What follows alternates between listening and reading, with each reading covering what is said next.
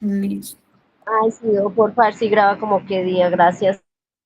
Sí, ya inicié la grabación, pues también para compartirles a través del grupo la grabación de la clase. Entonces, bueno, hoy vamos a ver qué es salario, qué constituye factor salarial y vamos a hablar sobre las prestaciones sociales, ¿sí? Importante tener en cuenta lo que vimos la clase anterior, que estuvimos hablando de qué es un contrato de trabajo, cuáles son los elementos esenciales de un contrato de trabajo y qué derechos pues nacen con esa relación laboral, ¿verdad? Entonces, tener en cuenta que cuando hablábamos de una relación laboral, decíamos que una relación laboral se podía dar de forma verbal, de forma escrita, o que, bueno, y que también esa relación laboral debía cumplir con tres elementos importantes, que era la subordinación, la prestación personal del servicio y el salario. Que si se daban esos tres elementos, existía la relación laboral, así mi empleador me dijera que no había relación laboral o así me hiciera firmar un contrato o una figura diferente a la de un contrato de trabajo, ¿sí? Vimos también los tipos de contrato de trabajo que existen hoy en día. Hablamos del contrato a término indefinido, hablamos del contrato a término fijo, hablamos del contrato por obra labor y hablamos de los contratos accidentales, ocasionales o transitorios, ¿sí? Que son los tipos de contrato que existen hoy en Colombia. Y adicional a eso, pues dijimos que nacían unos derechos con esa relación laboral, ¿sí? Si existe relación laboral, existen derechos laborales.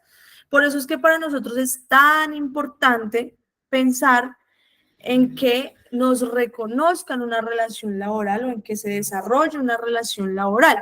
Porque si hay relación laboral, hay derechos laborales, ¿sí? Eso es lo que debemos tener claro. Entonces, vamos a empezar a hablar del salario, que básicamente es esa forma o esa figura que le da forma, valga la redundancia, a todos nuestros derechos laborales y es la base, ¿sí? De esos derechos laborales que nacen con la existencia de la relación laboral. Entonces, voy a compartir mi pantalla y ustedes me avisan si lo están viendo. ¿Ahí están viendo mi pantalla? Sí, perfecto. Sí, sí, Listo. señor. Ujú. Listo. Si van surgiendo alguna duda o tienen preguntitas, si quieren abren su micrófono con confianza porque no voy a estar viendo quién interviene. Entonces, denme un momentico. Listo. Entonces, cuando hablamos de salario, hablamos de el dinero, ¿cierto? Que nos pagan a nosotros por la prestación de un servicio. Un poco lo vimos la clase anterior y dijimos que el salario es uno de los elementos esenciales de la relación laboral, ¿sí? Y obviamente es esa retribución que espera el trabajador por ese servicio que le presta al empleador. Entonces vamos a ver que el salario tiene diferentes modalidades. Una de las modalidades es el salario en especie, ¿sí? No sé si habían escuchado ese concepto. Entonces, en Colombia se permite que se pague un salario en especie, pero ese salario tiene que ser parte en efectivo o en dinero y parte en especie. Y ese pago en especie se puede ver reflejado en vivienda, en educación, en alimentación, en vestuario, entre otros. Sin embargo, ese salario no puede ser completamente en especie. No puede exceder el 50% del valor del salario que tenga el trabajador. Ahora, si un trabajador se gana el salario mínimo, el mínimo legal vigente establecido por el gobierno, el empleador le puede dar una parte en especie, pero esa parte no puede superar el 30% de ese valor total. Es decir, decimos que puede ser hasta el 50% siempre y cuando el trabajador reciba un pago superior al salario mínimo, ¿sí? Pero si el trabajador recibe un salario del mínimo establecido por el gobierno, entonces ese pago en especie no puede superar el 30%. ¿Sí es claro hasta ahí? ¿Sí? Sí. Sí, señora. Sí, señora. Sí, señora. Sí, señora. Listo, no sean tímidos. Listo. Entonces, teniendo esa claridad, vale la pena aclarar que casi siempre este tipo de pagos o modalidades en especie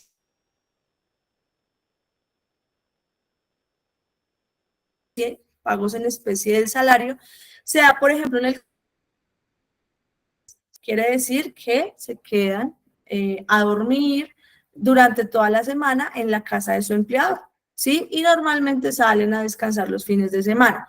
Entonces, lo que nosotros solemos ver es que a esas trabajadoras les dan un 70% de su salario en efectivo y un 30% se lo cubren con la vivienda, con la alimentación y con los servicios, etcétera, que se cubren al vivir o al estar durmiendo en la casa de su empleador. Ese es uno de los mejores ejemplos, en este caso, de el pago en especie. ¿Listo? Otra de las modalidades es el pago. Denme un segundito. Listo. Otra de las modalidades es el pago por unidad de tiempo. Entonces, aquí, ¿qué tenemos que tener en cuenta? Hay dos diferencias aquí. Una se denomina jornal y la otra es la que se denomina sueldo o lo que nosotros conocemos como nuestro salario mensual, ¿sí? Aquí el tema del jornal, y de pronto ustedes pueden haber visto esto en las floras, es cuando esa remuneración se pacta por días. Entonces nosotros conocemos algo que se llama el salario al destajo, ¿sí? O el jornal. Y esta denominación se da porque se pacta una remuneración por días y no de manera mensual, ¿sí? No es un periodo de tiempo largo. Entonces esto casi siempre lo vemos en temporada. No sé si pasa en las floras, pero por ejemplo lo que veíamos en la palma de aceite es que cuando había un gran pico de producción, llamaban a trabajadores de manera informal y les pagaban su jornal, ¿sí? O al destajo, lo que hicieran en un día, en 2 días, en 3 días, por la recolección de frutos de palma, ¿sí? No sé si pasa en las floras. Entonces, a eso es lo que muchos trabajadores y la ley misma ha denominado el jornal, ¿sí? Y en la otra es el sueldo o lo que nosotros conocemos como nuestro salario mensual, que es el pago que se da por periodos de tiempo mayores a un día. ¿Listo?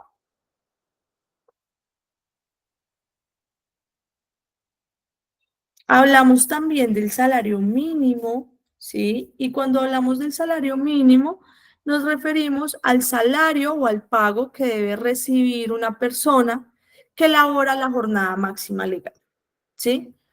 O puede ser que labore menos de la máxima legal, pero labore durante un periodo largo de tiempo. Y ese salario mínimo debe ser o es concertado por la Comisión de Concertación de Políticas Públicas Laborales y Salariales, ¿sí?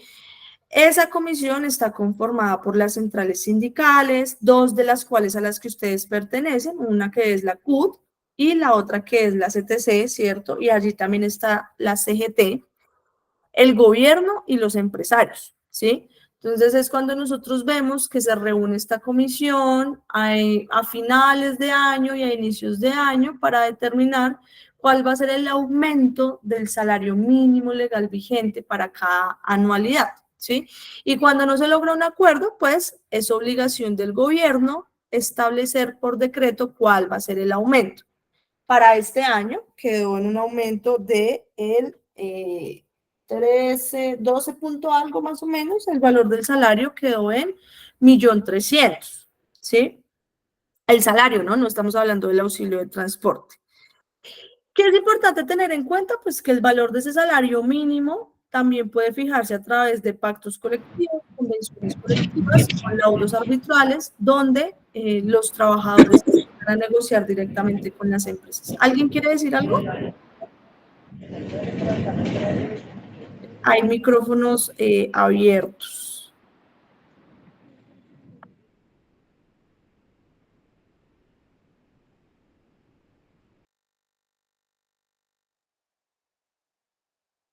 Bueno, listo. Veo que no. Listo, entonces eso es lo importante a tener en cuenta respecto del salario mínimo, ¿sí? Y pues ustedes hoy por hoy saben que el salario mínimo básicamente es el que determina el gobierno nacional, pero pues previamente tiene una negociación con los representantes de los empleadores y los trabajadores. ¿Sí? Entonces, acuérdense, es salario en especie, salario por unidad de tiempo, salario mínimo, y ahora vamos a ver el salario al destajo o unidad de obra. Este tipo de salario se realiza sobre la base de la unidad de producción. En este caso se pacta un pago por cada pieza que se fabrique o que procese el trabajador. Entonces, aquí hablamos ya de la productividad del trabajador. Entonces, le voy a pagar al trabajador lo que produzca. Le voy a pagar al trabajador la cantidad de flores que cultive, la cantidad de flores que recolecte, la cantidad de flores que, no sé, ¿sí? Ustedes saben más que yo en ese tema. O le voy a pagar al trabajador, esto se ve mucho, por ejemplo, en los temas de confección, temas textiles, que se le paga a los trabajadores por la cantidad de prendas que fabriquen, la cantidad de jeans que cosan, etcétera, ¿sí? Ahí es cuando hablamos de un pago al destajo. Y tenemos el salario integral. Y aquí me da risa porque a muchos trabajadores que les pagan el mínimo o un poquito más del mínimo, o 2 millones, 3 millones, 4 millones, 5 millones, le dicen, es que usted tiene un salario integral. Entonces, si usted tiene un salario integral, yo no le voy a pagar prestaciones, yo no le voy a pagar seguridad social, porque todo ya va incluido en su salario. Y cuando le preguntan a uno, no, es que a mí no me pagan porque es que yo tengo un salario integral, uno se da cuenta que lo que está haciendo el empleador es engañarlos. Porque la ley establece que un salario integral se da cuando se superan los 10 salarios mínimos mensuales vigentes. ¿Sí? Solo allí es cuando esos demás derechos van incluidos en ese salario. Es decir, dentro de esos 10, más de 10 salarios mínimos van incluidas las prestaciones sociales, los recargos nocturnos, horas extras, etcétera, etcétera. ¿Sí? ¿Qué no incluye ese salario integral? Las vacaciones, porque las vacaciones no son una prestación social, aunque es un derecho de los trabajadores, por tanto, la persona, así tenga salario integral, tiene derecho a sus vacaciones, los aportes a seguridad social y los aportes a parafiscales, ¿sí? Eso es lo que deben tener en cuenta. Importante, en ningún caso el salario integral puede ser inferior a 10 salarios mínimos, ¿sí? No son 9 salarios mínimos, no son 8 salarios mínimos, tiene que ser superior a 10 salarios mínimos. ¿Listo? Bueno. Eso respecto a las modalidades de los salarios. ¿Hasta ahí tienen alguna pregunta?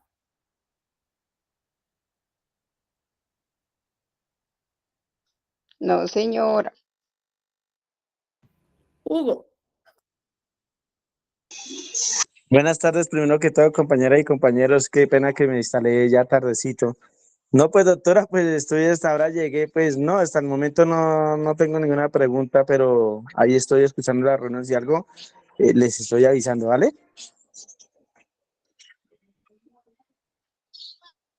Vale, Hugo. ¿Alguien tiene alguna pregunta hasta ahí? Doctora, nos encontramos casos. ¿Aló? ¿Aló? Sí, señor, lo estoy escuchando. Nos encontramos casos y eso ocurre, pues uno ve con alguna frecuencia en las empresas de flores, con contratistas que le hacen firmar al trabajador el salario mínimo como tal.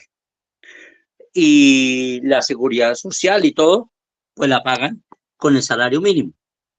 pero ellos hacen un acuerdo con, o el contratista hace un acuerdo con los trabajadores y dice, les voy a pagar, no les voy a pagar 1.300.000, sino les voy a pagar 2.500.000, ¿sí? Y ahí va incluida todas sus prestaciones y todo, de manera que el día que ya dejen de trabajar conmigo, obviamente no les corresponde absolutamente nada. Un caso que con alguna frecuencia se ve en las empresas de flores y especialmente con muchachos que hacen trabajos de altura, de plásticos. Y yo en alguna ocasión le decía, hombre, esto es totalmente ilegal. ¿Qué opina de esa figura, doctora?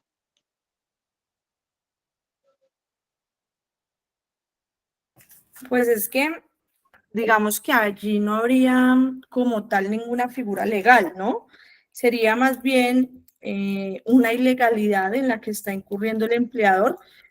Aplica el ejemplo que les colocaba es que yo gano un salario integral, es que gano esos 2.500.000 y en esos 2.500.000 está incluida mis prestaciones sociales, mi seguridad social, etcétera, etcétera. Pero realmente es una completa ilegalidad, ¿sí? Porque, claro, o sea, lo que hace el empleador es poner a elegir al trabajador diciéndole, pues usted elija, le pago el mínimo y le cotizo, o no le cotizo, ¿cierto? Y no le pago prestaciones y le doy 2.500.000, 2.700.000, ¿qué le sirve más? Pero eso es una ilegalidad. O sea, si el trabajador quisiera denunciar al empleador ante el Ministerio de Trabajo, ante la UGPP, que es la Unidad de Gestión Pensional y Parafiscal, podría hacerlo y el empleador tendría que ser sancionado porque el empleador tiene unas obligaciones. Entre esas obligaciones está el pago de la seguridad social y el pago de los derechos laborales como las prestaciones sociales, ¿sí? Habría que mirar como más a fondo porque en muchos de esos casos, como ese ejemplo que pone Orlando, normalmente al trabajador no le hacen firmar contrato y el empleador se cura en salud y le dice, le pago en efectivo, no le hace consignaciones, no deja pruebas precisamente para que el trabajador no tenga de dónde denunciarlo más adelante. Pero eso es una completa ilegalidad.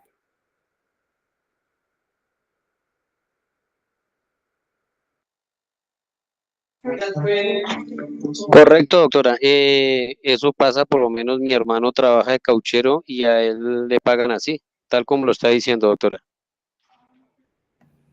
Claro, entonces me imagino que lo que hace el empleador es no dejar ninguna prueba para que el trabajador no tenga cómo denunciar más adelante, ¿sí? Porque volvemos a lo mismo, es una figura que es completamente ilegal, ¿sí? Y donde el Ministerio de Trabajo abriera una investigación, la UGPP abriera una investigación por ese tipo de modalidades ilegales, por decirlo de alguna manera, pues sin duda el empleador tendría que ser sancionado. ¿Listo? ¿Sí, Orlando?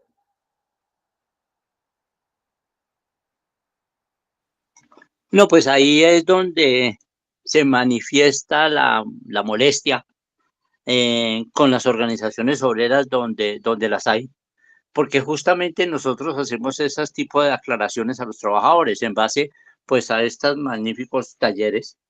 Uno ya va con argumentos y obviamente le dice a un trabajador, con usted están cometiendo una irregularidad, una ilegalidad. Entonces, insisto en eso, la importancia de las organizaciones obreras en las empresas. Claro, claro. Listo, entonces, bueno, ¿alguien más tiene alguna otra pregunta o seguimos aquí con el otro tema? Vamos a ver. Pues es que en toda la mayoría de las empresas, sí, lo que es todo lo que es de los muchachos trabajan en cambio de plástico, es la mayoría por contrato. A ellos siempre, no los tienen por la empresa, sino es con los contratistas.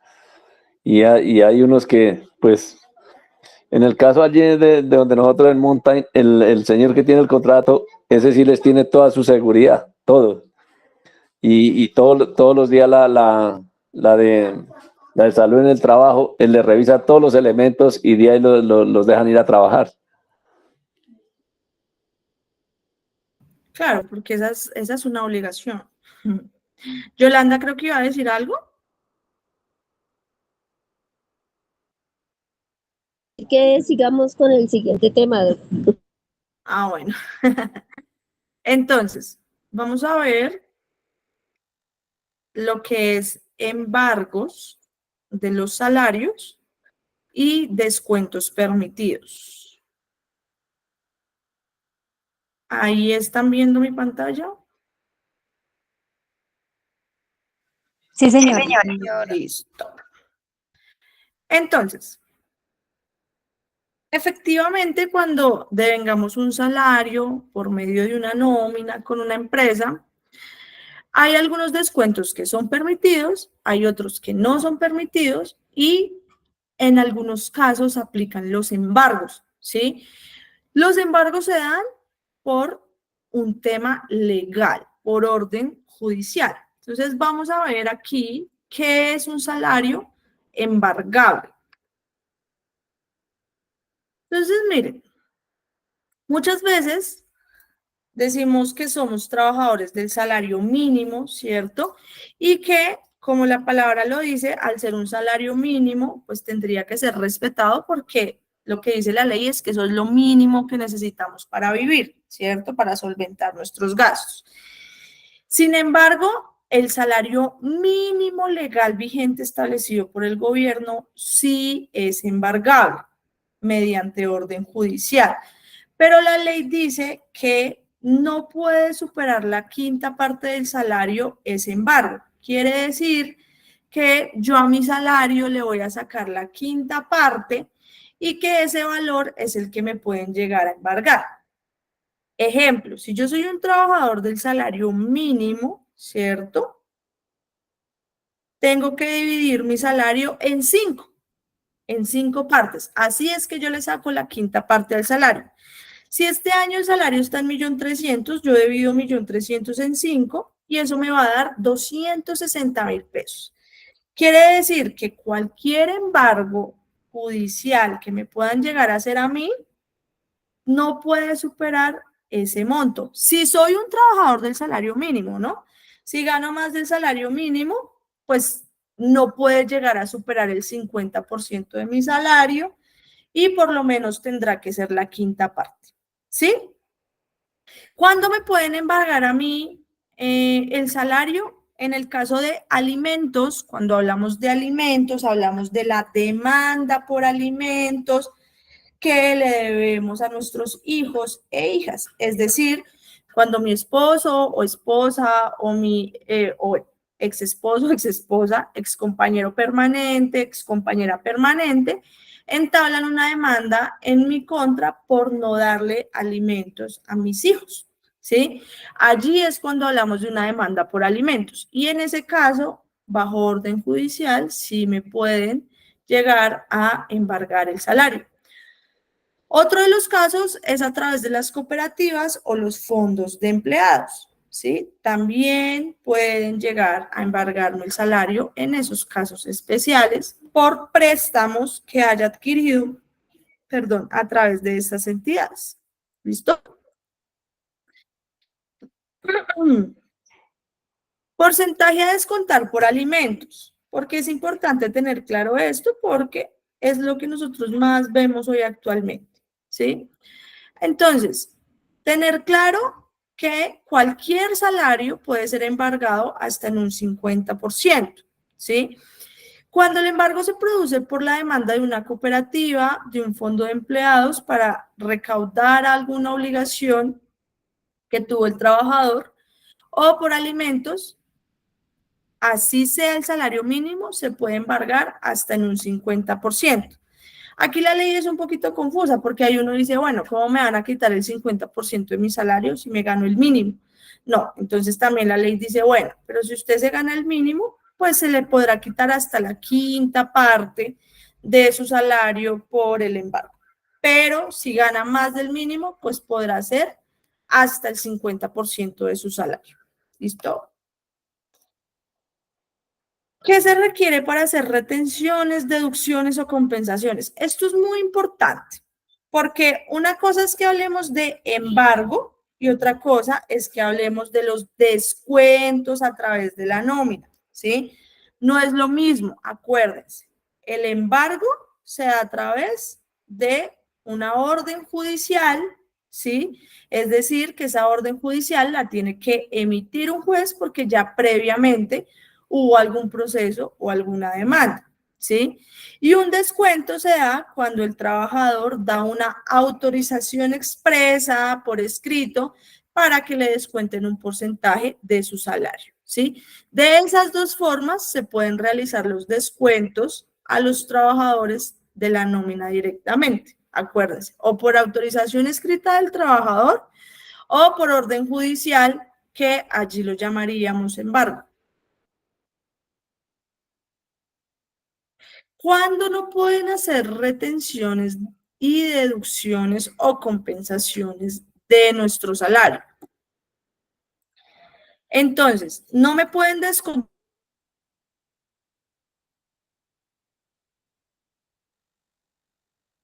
cuando se útiles de trabajo, ¿sí?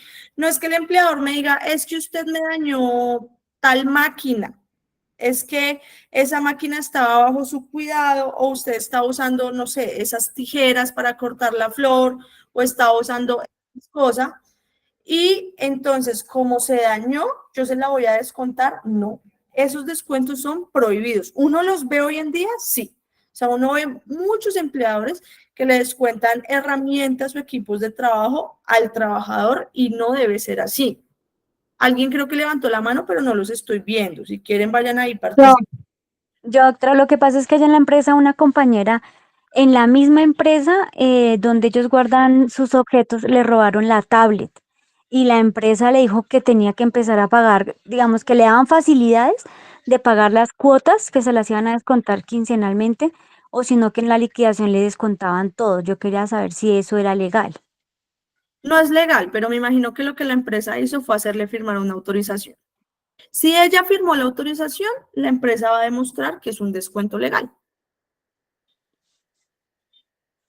O Le sea, hicieron, es que cuando ellos les entregaron las tablets, ellas firmaron ahí como la responsabilidad, fue lo que ella firmó. claro, Pero pues ¿qué pasa? sí, señora. ¿Qué es lo que pasa ahí, Katherine? ¿Sí? En principio, el descuento por los elementos de trabajo que se dañan, herramientas o útiles, está prohibido porque así lo establece la ley, ¿cierto? La ley dice, el empleador no podrá descontar al trabajador por daños o equipos, etcétera, ¿sí? Pero la ley también dice que que si el trabajador autoriza los descuentos al empleador, llámese descuento como se llama, ¿sí? No solamente por equipos de trabajo, por lo que sea. Eso ya es un descuento legal.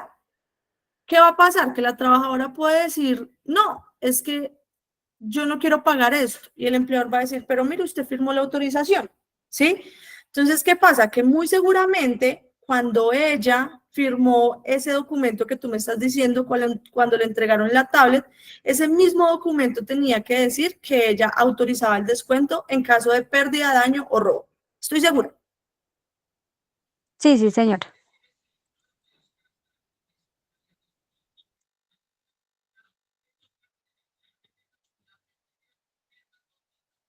Para no deberían cobrarse al trabajador.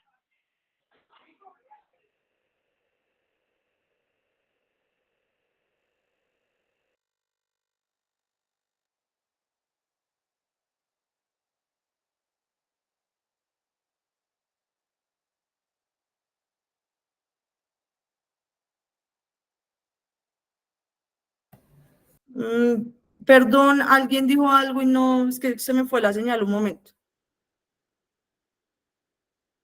Sí, doctora, decía que si por lo menos a uno le roban algo del locker, una tablet o algo, del cual se la dan para trabajar dentro de la misma empresa, no se la deberían de pagar, de cobrar al trabajador porque para eso hay seguridad en la empresa y no debería ocurrir eso. Ángel, suena muy cortado, o no sé si soy yo. No, acá también se escucha muy cortado. Que él dice que si la tablet se la roban en la empresa, no deberían descontársela al trabajador porque para eso hay seguridad en la empresa. Claro, pero es que, ¿qué pasa? O sea, la empresa se asegura, eso es lo que uno dice, ¿sí? Pero ¿qué hace la empresa? La empresa se asegura de hacerle firmar al trabajador el descuento para no perder ese dinero, ¿sí? Entonces, básicamente, la empresa pues tiene de dónde pegarse para hacerle el descuento al trabajador, ¿sí? Creo que Excelino había levantado la mano y luego Luz. ¿Excelino iba a decir algo? Sí, señora. Sí, pues es que siempre las empresas, porque allí a la gente, por decir, que uno tiene las tijeras de corte y hay veces se le quedan por ahí, se le caen a uno y la gente se las lleva, las recogen y no las entrega. Y esas se las descuentan, le hacen un descuento a uno, le descuentan 150.000 pesos por un par de tijeras. Y eso ahí es donde, y la gente le toca por allá, hay veces ni ir a...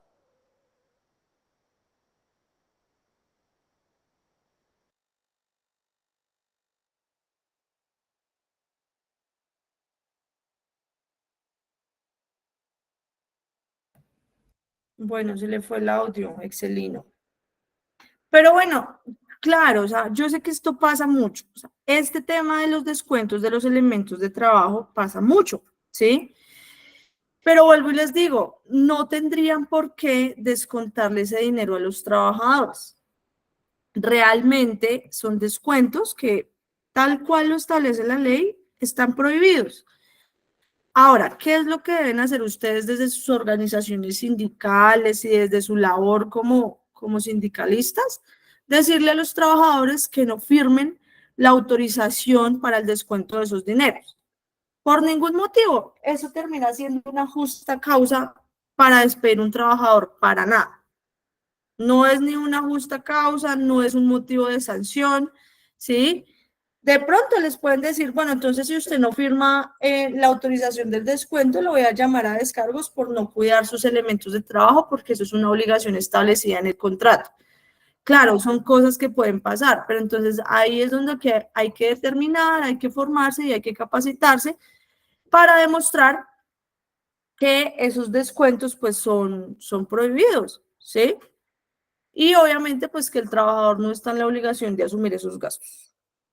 ¿Listo? ¿Alguien más quiere agregar algo? Sí, yo, doctora. Pero ¿por qué, por ejemplo, cuando las cosas de la empresa que se le asignan a un trabajador se pierden, al trabajador sí lo obligan a pagar? ¿Por qué, por ejemplo, en el caso de los trabajadores que utilizan sus bicicletas y las llevan a la empresa y se las entregan al celador para que las guarde en unos cajones que hacen de malla? Y cuando salen a irse a trabajar la bicicleta, a irse para la casa, la bicicleta ya no está, se la han robado y ahí sí la empresa no responde por nada.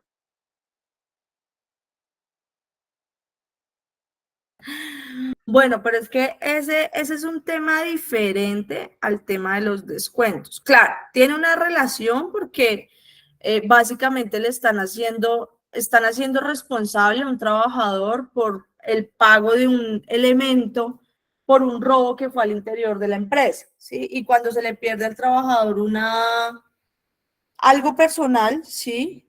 Como la bicicleta, no, la empresa no se hace responsable.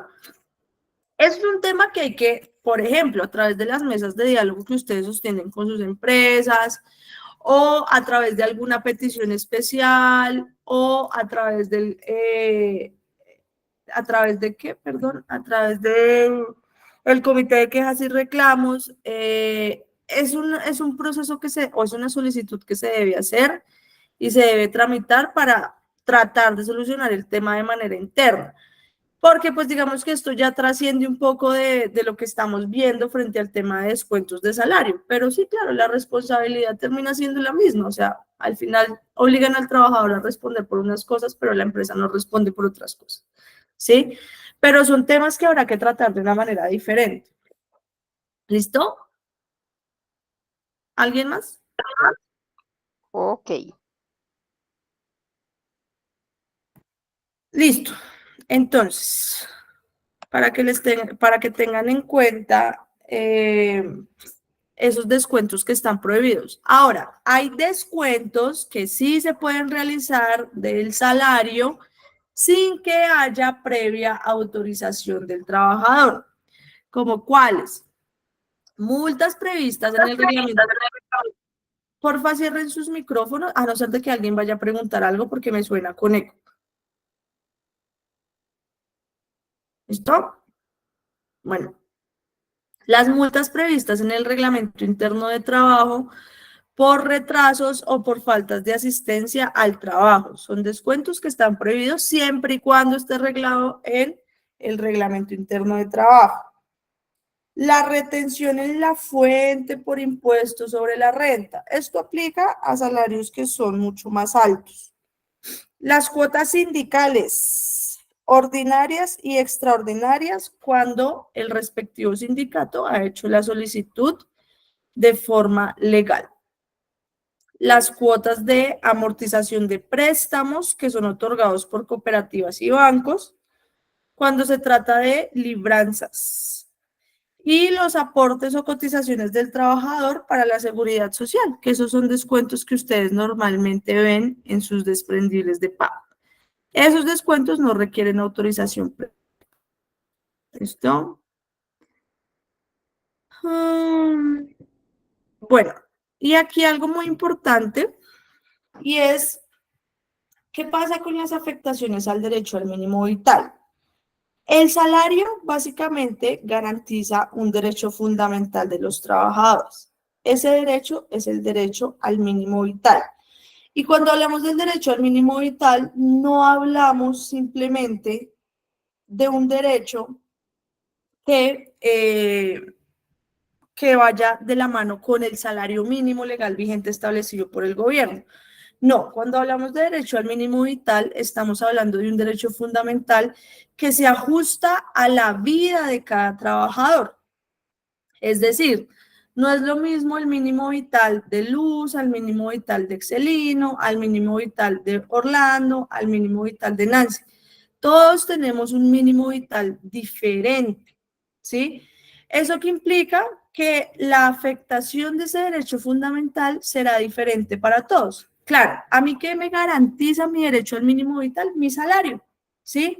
Pero mi salario no es igual al de otros trabajadores. Y conforme yo devengo un salario, conforme ese salario es que yo diseño mi vida y se da ese derecho fundamental al mínimo vital.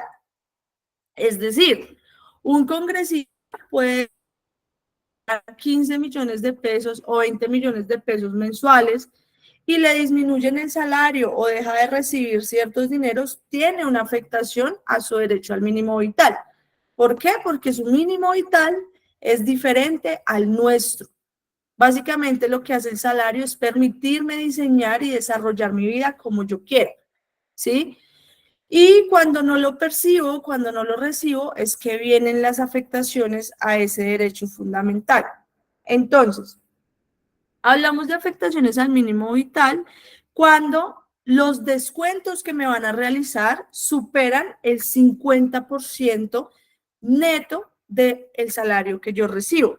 Sin embargo, hay casos en los que a pesar de que los descuentos son inferiores a ese 50%, igual yo puedo tener afectado mi mínimo vital por los gastos que yo tengo en mi vida y en la vida de mi familia, que también depende de ese mínimo vital, ¿sí?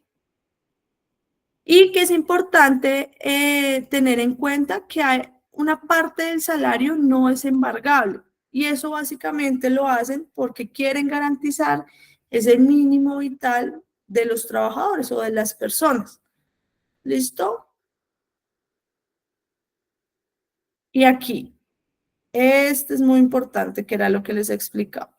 Decimos que hay una afectación al mínimo vital cuando los descuentos realizados al trabajador impiden que pueda asumir los costos de la canasta familiar y cuando se desmejore su calidad de vida. Aquí no importa si el salario es superior al mínimo, lo que les decía ahorita. Por eso, cuando nosotros acudimos a la acción de tutela y hablamos de las por derecho al mínimo vital, debemos demostrar que hay una afectación a nuestra vida, a la vida de nuestras familias, por no poder solventar ciertos gastos. ¿Listo? ¿Es claro hasta ahí?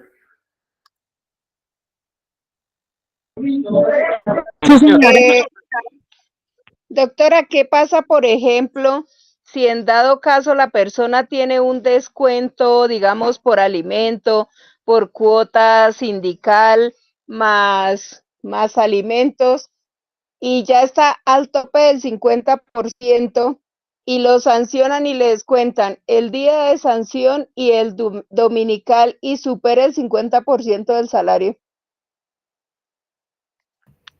Bueno, es que ahí sería quizás una afectación temporal, porque la sanción no va a ser mensual, o sea, esa sanción no va a ser un descuento de todos los meses. Lo que sí pasa con lo que son los alimentos, ¿sí? O con lo que son los embargos. Allí el trabajador tendría que demostrar que tiene una afectación al mínimo vital y que ese mes no pudo llegar a solventar ciertos gastos y que al haber esa afectación, pues no deberían realizarle el descuento. Yo le puedo decir eso a la empresa, que la empresa me diga, sí, es otra cosa, pero ahí lo que yo tendría que acudir es a la acción de tutela para que a través del juez de tutela se proteja ese derecho y no me realicen esos descuentos superiores al 50%. Ah, ok. ¿Listo? Listo. ¿Alguien más?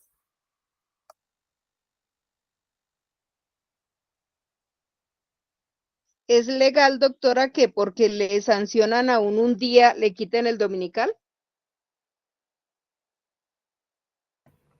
Es que volvemos a lo de ahorita, Luz. Digamos que esos son temas que no tienen que ver con el salario, o sea, sí y no. Pero ese tema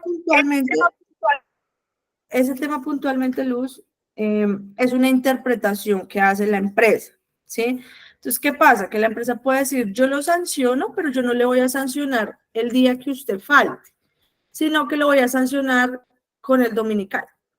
Pues eso no es legal, porque si yo laboro el dominical, pues me tienen que pagar mi dominical.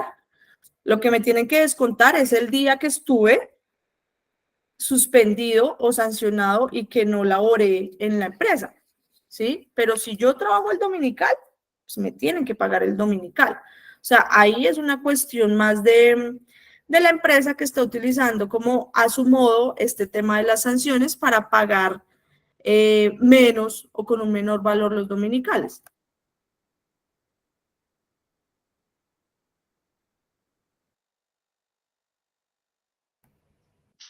Sí, señora. Bueno. Listo, entonces, avancemos. Ahora, vamos a ver, y para que de pronto les quede claro, ¿qué constituye salario y qué no constituye salario? Entonces, todo lo que constituye factor salarial son todos aquellos dineros que el empleador le paga al trabajador por las actividades propias que realiza en su labor, ¿sí? Todo aquello que le paga por el trabajo que está realizando constituye factor salarial. Además de que son dineros que se pagan de forma periódica, mensual, pero que se le están dando al trabajador en razón a la labor que está realizando, ¿sí? Esos montos y esos dineros constituyen valor salarial, factor salarial, perdón, como las horas extras, como los dominicales, como algunas bonificaciones, como las primas, todo eso constituye factor salarial. El auxilio de transporte no constituye factor salarial, solo es auxilio de transporte. ¿Listo? Sin embargo, cuando se va a liquidar un trabajador, el auxilio de transporte sí es tenido en cuenta como base para realizar esa liquidación, pero no constituye factor salarial, ¿sí? Eso es importante que lo tengan claro. Además de eso, el empleador y los trabajadores pueden pactar de común acuerdo algunos pagos que no serán constitutibles de factor salarial. ¿Por qué es importante tener esto claro? Pues porque todo aquello que constituye factor salarial o que se le suma al salario tendrá que ser tenido en cuenta como base para el pago de los derechos de los trabajadores. ¿Derechos como cuáles? Las prestaciones sociales y las cotizaciones a seguridad social. No es lo mismo que a mí me coticen con mi salario básico, ¿cierto? A que me coticen con un salario donde la base es tenida en la base son tenidas en cuenta mis horas extras, los días dominicales, los días festivos, los recargos, ¿sí?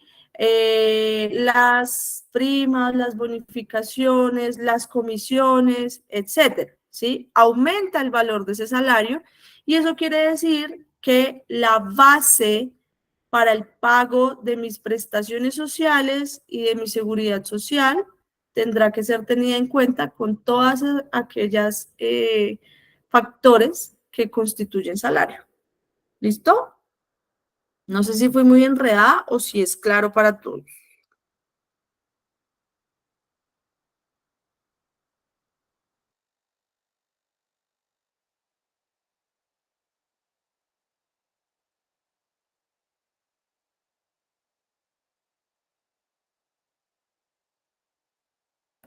Voy a tomar el silencio como que es claro para todos. Entonces vamos a ver las prestaciones sociales.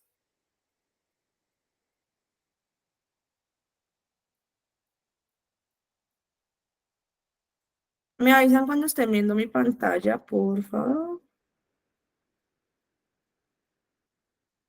¿Ahí la están viendo? Sí, señora. Sí, señora. Listo. Entonces, ¿qué es importante tener en cuenta? La sesión pasada les decía que cuando hay contrato laboral, ¿cierto? Hay derechos laborales, ¿sí? Y que los trabajadores tienen dos grandes grupos, tienen varios derechos, ¿sí? Pero hay dos grandes grupos de derechos laborales que nacen con esa relación laboral. Uno son las prestaciones sociales y vacaciones y el otro es la seguridad social. En la seguridad social está la ARL, la EPS y el fondo de pensiones, ¿cierto? Y en las prestaciones sociales y vacaciones están las cesantías, los intereses de las cesantías, la prima de servicios y ya lo dijimos, las vacaciones, ¿sí? Son derechos que tienen los y las trabajadoras que cuentan con una relación laboral reconocida. ¿Listo? Entonces vamos a empezar. Inicialmente, hablemos de las cesantías. Ustedes vieron este material, les voy a colocar este audio. La idea era que ustedes ya hubieran estudiado esto previamente. Escuchen atentamente. Las cesantías son una prestación social que el trabajador debe recibir por parte del empleador. Estas cesantías corresponden a un mes de salario por cada año laborado. Ahí te dejamos la fórmula para calcularla correctamente. Las cesantías fueron creadas como un ahorro para cuando el trabajador o trabajadora estuviera cesante, es decir, estuviera sin empleo.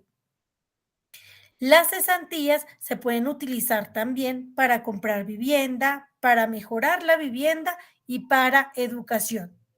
Hay que tener presente que los empleadores deben cancelar el valor de las cesantías al fondo de cesantías por tardar el 14 de febrero del año siguiente en que se trabajó.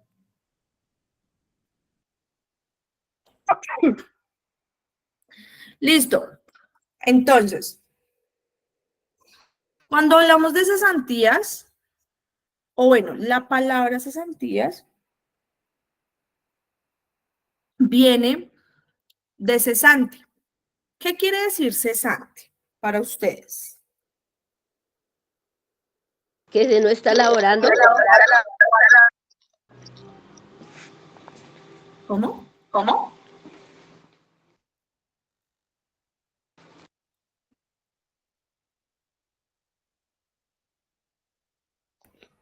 Que la persona ya no tiene trabajo, ¿sí?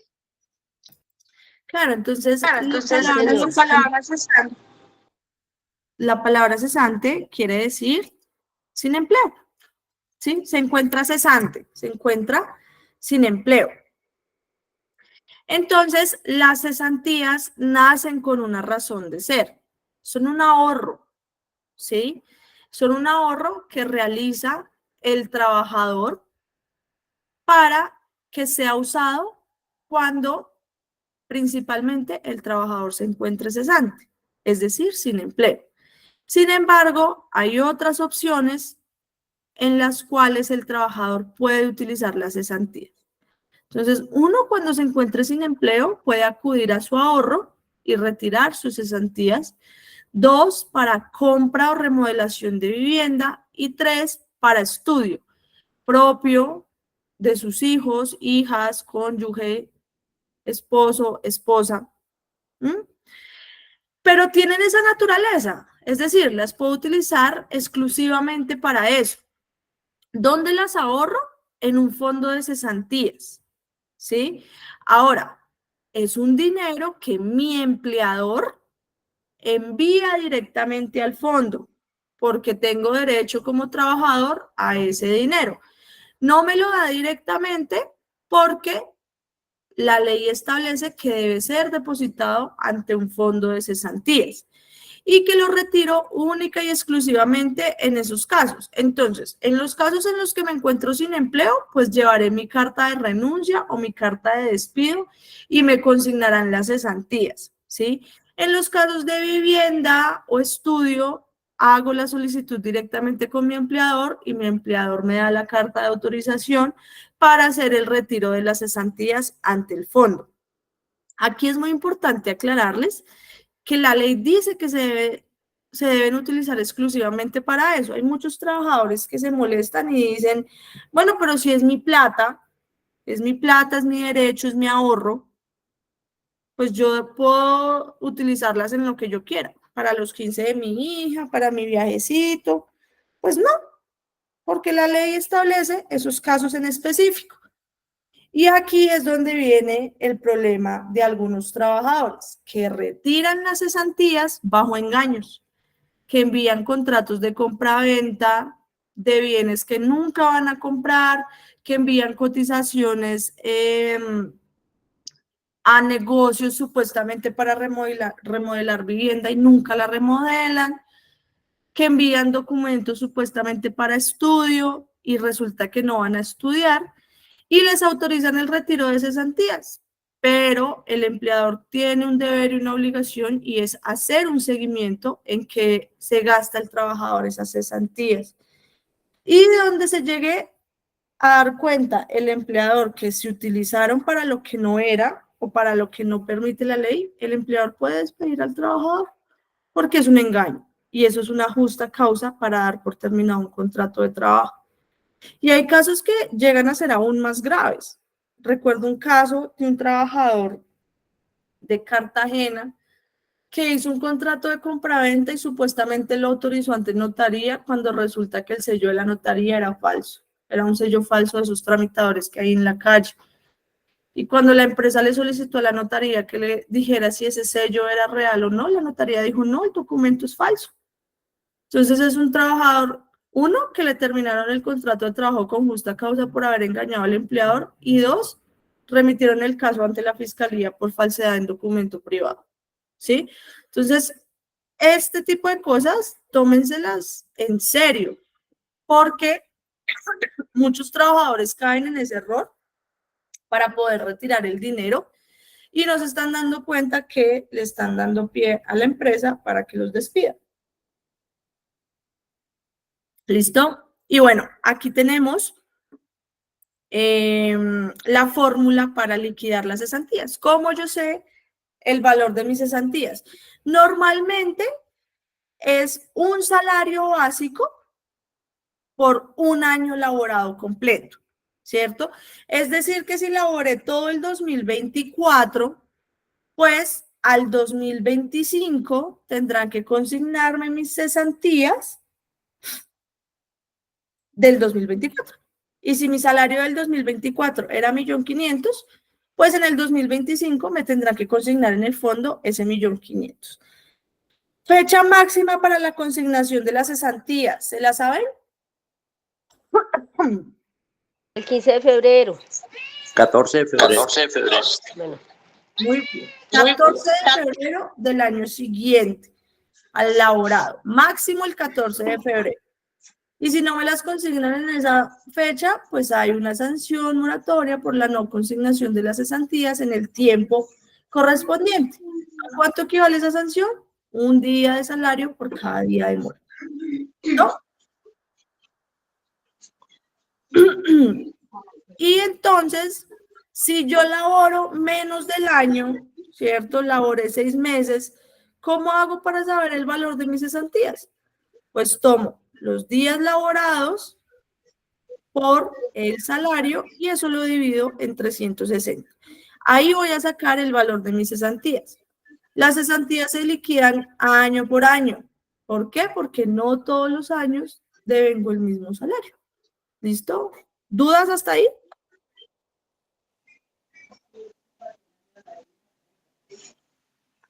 Si estoy incapacitada o tengo licencia, eso me descuenta a la liquidación de las cesantías, ¿sí? No. Cuando hay una incapacidad o cuando hay una licencia, ahí únicamente tendré una afectación o un descuento, por decirlo así, en mi salario, ¿sí? Pues porque las incapacidades cuando vienen de la EPS no se pagan al 100%, ¿sí? Igual que la licencia, cuando la paga la EPS. Pero no tiene por qué haber afectación en el monto de las cesantías, porque aunque yo no esté laborando, estoy incapacitado, pero eso no implica que mi contrato laboral no esté vigente. Si mi contrato laboral está vigente, independientemente de las incapacidades o las licencias, mis prestaciones sociales no se ven afectadas. Es decir, el valor de mis cesantías va a ser el mismo. El valor de los intereses de las cesantías va a ser el mismo. Lo único que va a cambiar son los ingresos que yo perciba los ingresos en salario que perciba bajo incapacidad de EPS o bajo licencia de EPS. Porque si mi incapacidad es a través de la ARL, pues la ARL se me la paga al 100%. ¿Sí?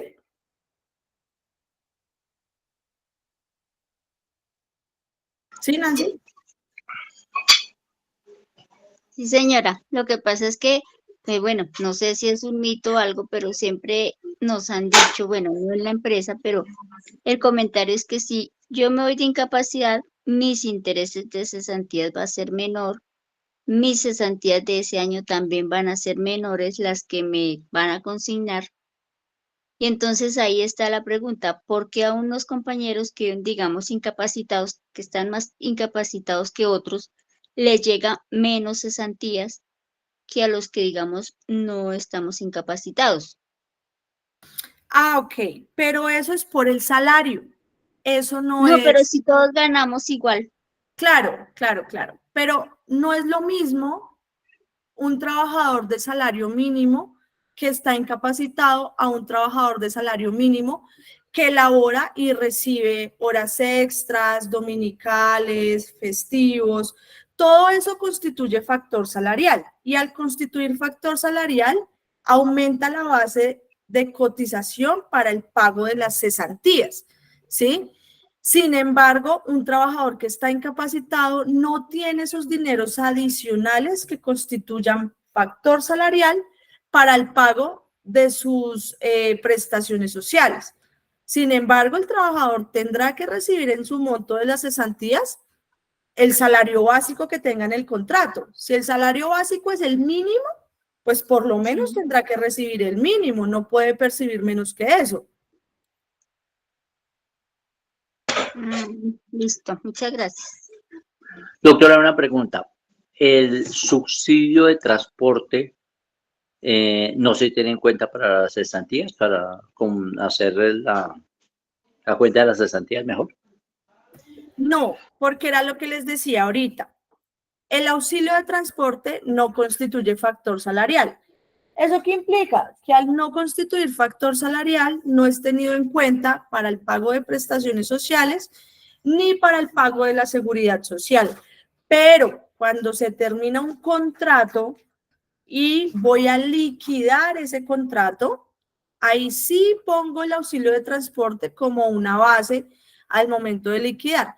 De resto, no. Cuando el contrato está vigente, el auxilio de transporte no constituye factor salarial. Eso implica que no será tenido en cuenta al momento de pagar las cesantías. ¿Sí? Gracias. Listo. ¿Alguien más?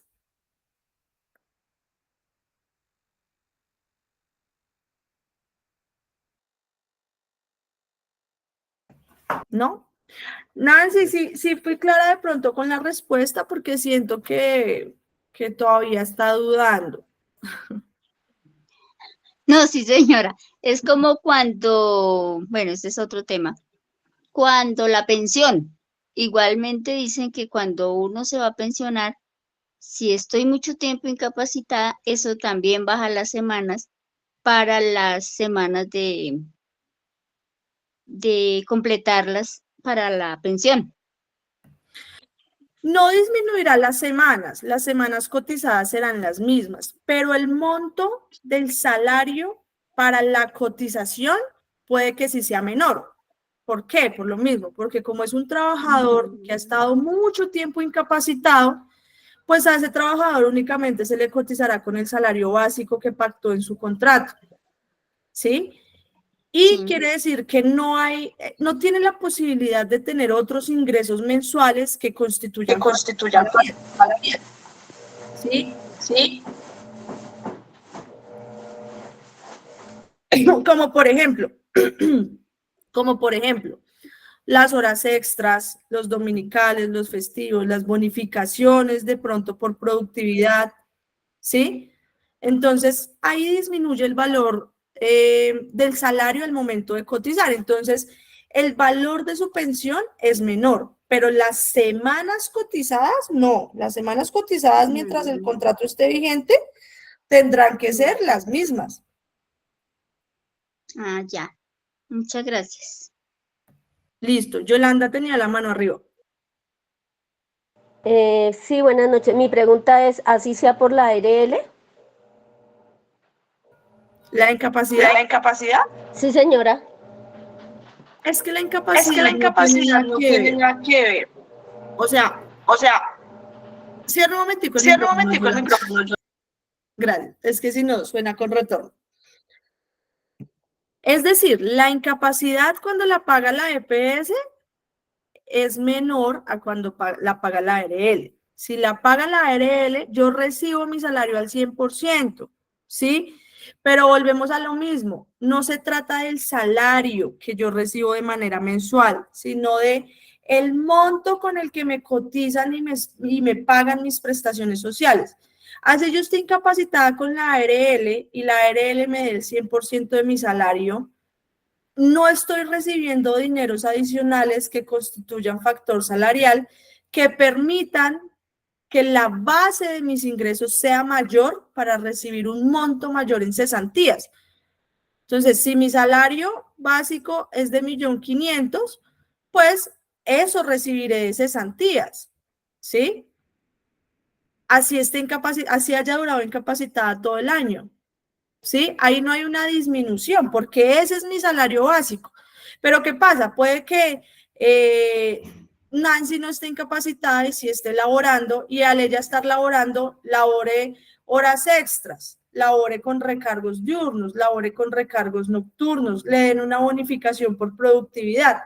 Todos estos ingresos terminan siendo parte del salario, y al ser parte del salario quiere decir que yo no voy a cotizar o no me van a enviar ese dinero con 1.500.000, sino puede que sean 1.650.000, ¿sí? Por los ingresos que recibí en ese mes, y recibiré unas cesantías con ese valor, pero como estoy incapacitado, ¿cierto?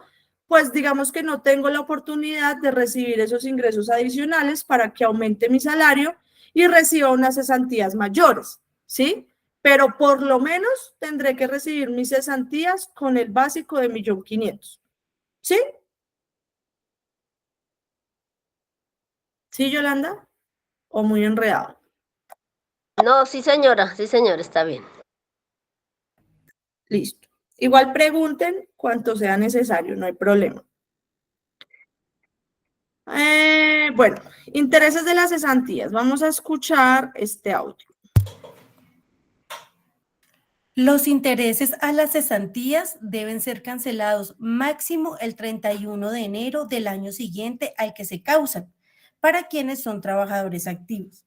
En caso de que el trabajador sea despedido o renuncie antes del 31 de diciembre o del 31 de enero, deben ser pagadas junto con la liquidación. Este valor debe ser pagado directamente al trabajador en el pago de la nómina.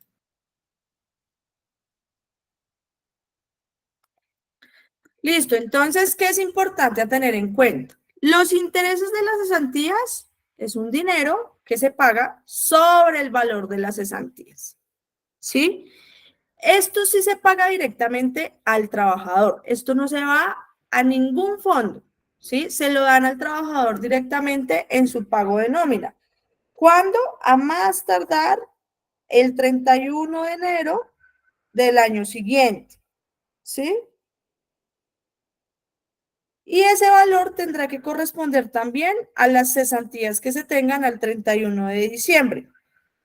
¿Cuál es el porcentaje o cuál es el valor? 1% mensual, que es lo mismo que decir 12% anual.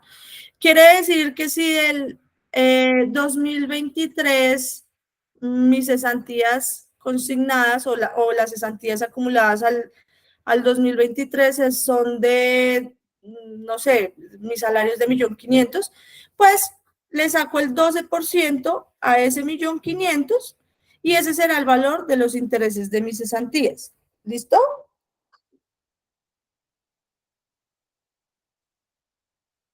Y bueno, pues las dan directamente a mí como trabajador en la nómina. Preguntas sobre los intereses de las cesantías.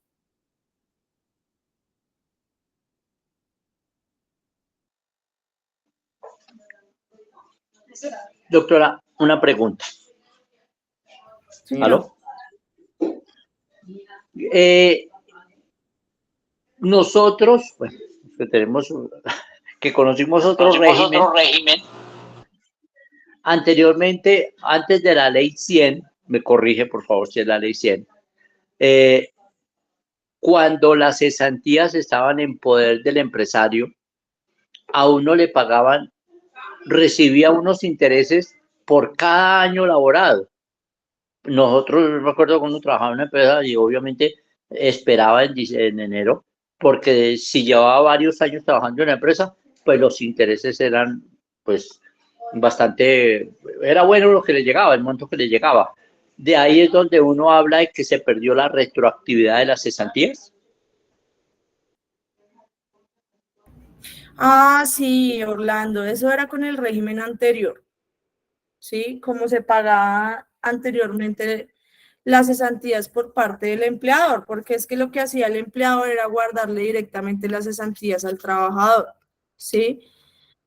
Y del mismo modo, pues se acumulaban los intereses de las cesantías. Pero digamos que eso tuvo varios problemas y por eso hubo un cambio de régimen, entre otras cosas, porque el empleador se gastaba el dinero del trabajador.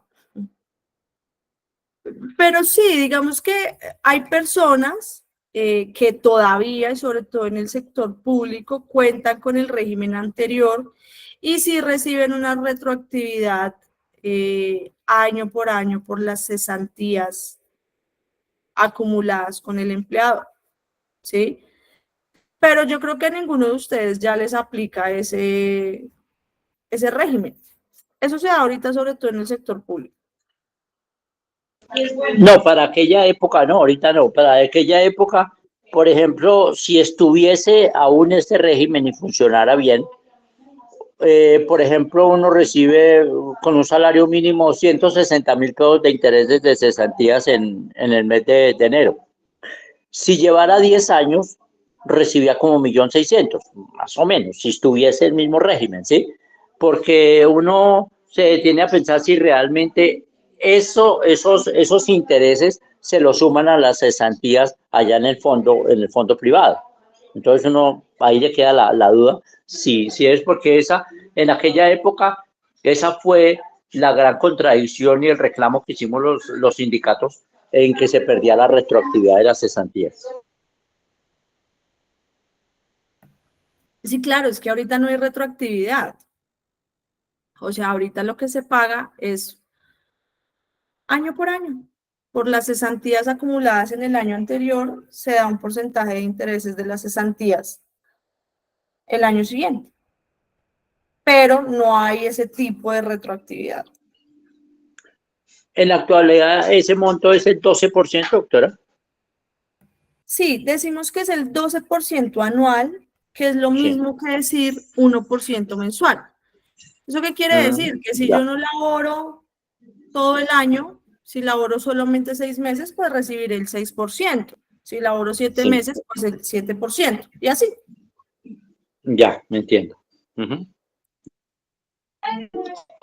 Por lo menos acá en Jardines de los Andes todavía hay unos compañeros que ya van a salir pensionados y todavía poquitos, pero quedan unos 2 que todavía están por la ley 100. ¿Y cómo reciben las cesantías o los intereses de las cesantías? Anual. Pero lo que reciben es superior a lo que reciben ustedes. Claro, porque esos pagan mucho mejor. Claro, porque ¿qué, Ángel? Ellos tienen como liquidación, se la pagan de mucho mejor. Ay, no, suena muy cortado. Suena muy cortado. Bueno, vamos a avanzar. Otra de las prestaciones sociales es la prima de servicios, ¿sí? Cuando hablamos de la prima de servicios, estamos hablando de un dinero que es equivalente a 30 días de salario por cada año laborado. Y ese dinero se paga en dos formas. 15 días de salario por el primer semestre, es decir, del 1 de enero al 30 de junio, y 15 días de salario por el segundo semestre del año, es decir, del 1 de julio al 30 de diciembre. Si no trabajé todo el tiempo, pues tendrán que pagármelo de manera proporcional. La forma de liquidar o la fórmula para liquidar las cesantías es la misma fórmula para liquidar la prima de servicios, ¿sí? Y miren que tiene lógica. Decimos que el valor de las cesantías normalmente corresponde a un salario básico por un año laborado, ¿cierto? Y estamos diciendo que la prima de servicios equivale a 30 días de salario por cada año laborado, ¿sí? Entonces, la fórmula para liquidar las cesantías es la misma fórmula para liquidar la prima de servicios. ¿Cuándo me tienen que pagar la del primer semestre? Máximo el 30 de junio. ¿Cuándo me tienen que pagar la del segundo semestre? Máximo el 20 de diciembre. Entonces aquí muchos trabajadores me preguntan ¿por qué el 20 de diciembre y no el 30 de diciembre? Entonces ahí uno dice, pues curiosidades de la ley. Y justo antes, es muy curioso que sea justo antes del 24 de diciembre, ¿no? Entonces, el capitalismo que no nos abandona para comprar los regalitos de Navidad. ¿Listo? Eso frente a la prima de servicios. No sé si tengan alguna pregunta frente a este tema. Miren, ¿qué es lo importante a saber en la prima de servicios?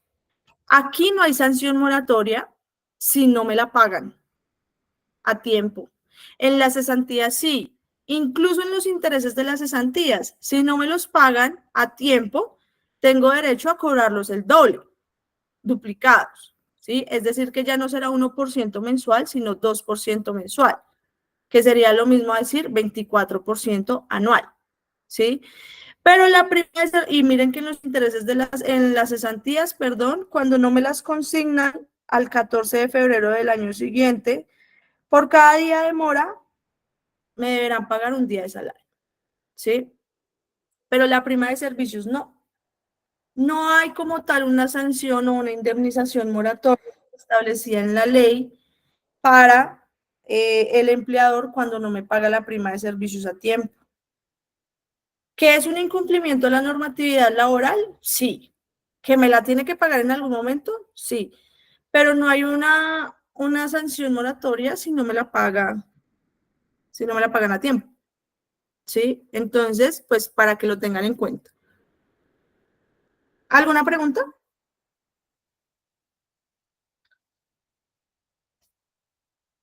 ¿Preguntas, dudas, inquietudes?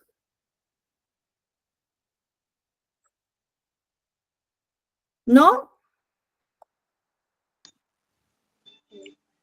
No, señora. No, en alguna parte leí, doctora, que la conquista de esa prima de servicios, pues obviamente fue una lucha de los obreros, como todo lo anterior, no ha sido nada, nos ha sido regalado, sino ha sido una lucha que no me acuerdo exactamente cómo fue, pero que fue una historia bonita, en el cual los trabajadores se levantaron en alguna parte y exigieron pues que parte de las utilidades de los empresarios, producto del trabajo de los obreros, pues fuera repartido entre los trabajadores en el mes de junio y en el mes de diciembre. O un salario que corresponde a un salario, doctora me corrige, y que le dan el 50% en junio y el 50% en diciembre, por favor. Sí, es exactamente lo que estamos diciendo. O sea, decimos, 30 días de salario, nos referimos a un salario, ¿sí? Eso es un salario, ¿sí? Y efectivamente, la mitad me la pagan a más tardar el 30 de junio y la otra mitad a más tardar el 20 de diciembre. Pero sí, efectivamente, la prima de servicios corresponde a un salario básico, igual que las cesantías, ¿sí ven? Por eso decimos que la fórmula es igual. Y efectivamente, la prima de servicios es una conquista del movimiento obrero, del movimiento sindical, donde lo que se logró fue la distribución de la ganancia que tienen los empleadores por el trabajo que realizan los empleados en favor de ellos. Entonces, básicamente, gracias a eso se logra esta prima. Y un dato curioso es que las empleadas del servicio doméstico lograron el reconocimiento de la prima de servicios hasta el año 2016. ¿Listo?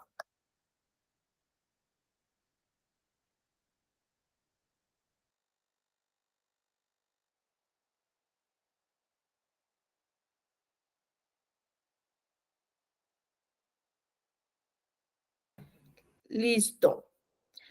Ojo que no es lo mismo la prima de servicios a las primas extralegales, ¿no? Las primas extralegales no son prestación social, son pagos que realizan los empleadores por mera liberalidad, ¿sí? Y eso quiere decir que no constituyen salario, ¿listo?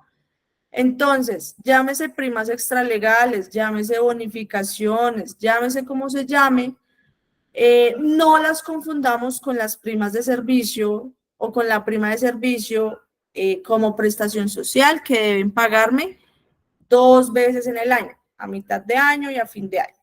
¿Listo?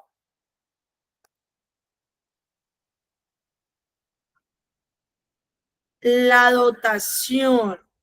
La dotación también es una prestación social. Vamos a escuchar este audio. La dotación se refiere a las prendas, ropa exterior y calzado que se necesitan para ir a trabajar.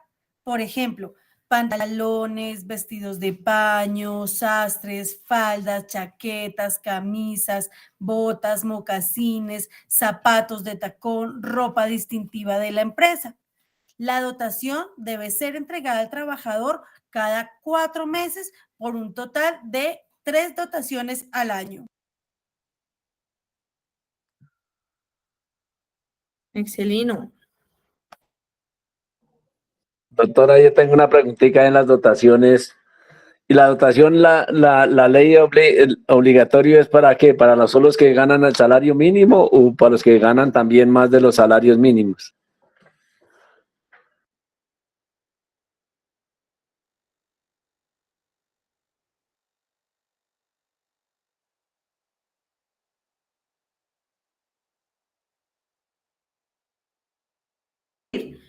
Que las personas que ganen entre 1 y 2 salarios mínimos pueden pedir dotación o les deben dar dotación, ¿sí?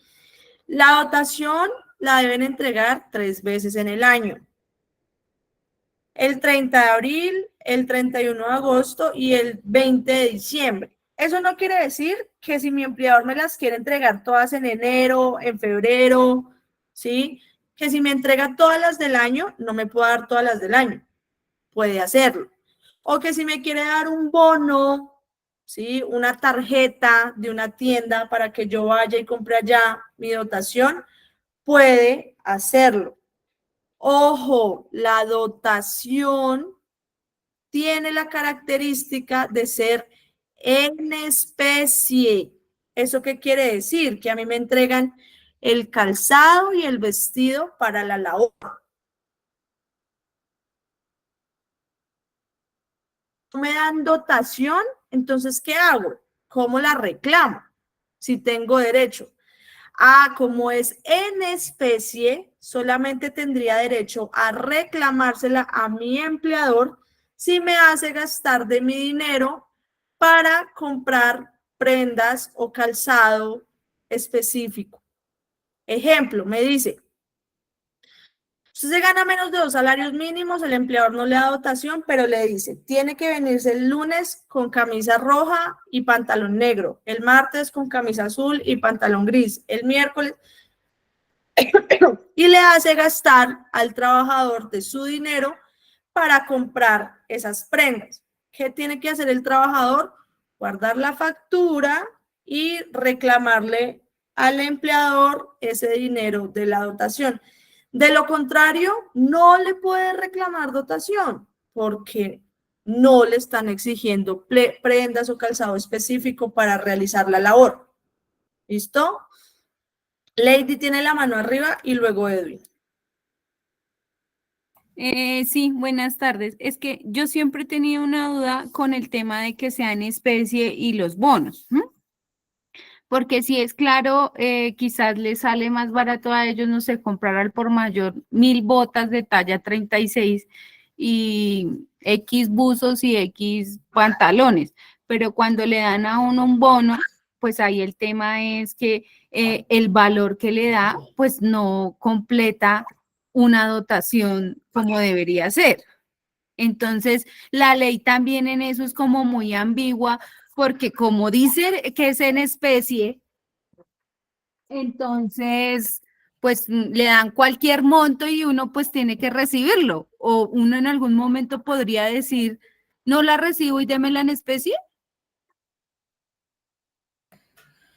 Pues no, porque digamos que eso también va de la mano con la subordinación del empleador y con el poder de decisión que él tiene. Si el empleador acuerda que no va a entregar la ropa él mismo o el calzado él mismo y que lo va a hacer a través de bonificaciones y da un monto, digamos que tiene la potestad de hacerlo, ¿sí? Ahí, ¿qué es lo que pasa? Que tendría que haber algunos parámetros o algunos requisitos para que se indique al trabajador qué es lo que debe comprar para esa dotación, ¿sí? Para que le alcance el monto, porque si él está determinando ese monto es porque tuvo que haber hecho alguna cotización. Y si de todas formas es un dinero que no alcanza, pues ahí es donde viene el papel también de las organizaciones sindicales, ¿sí? De decirle a la empresa, mire que esa bonificación que usted está otorgando a los trabajadores no es suficiente por estas razones.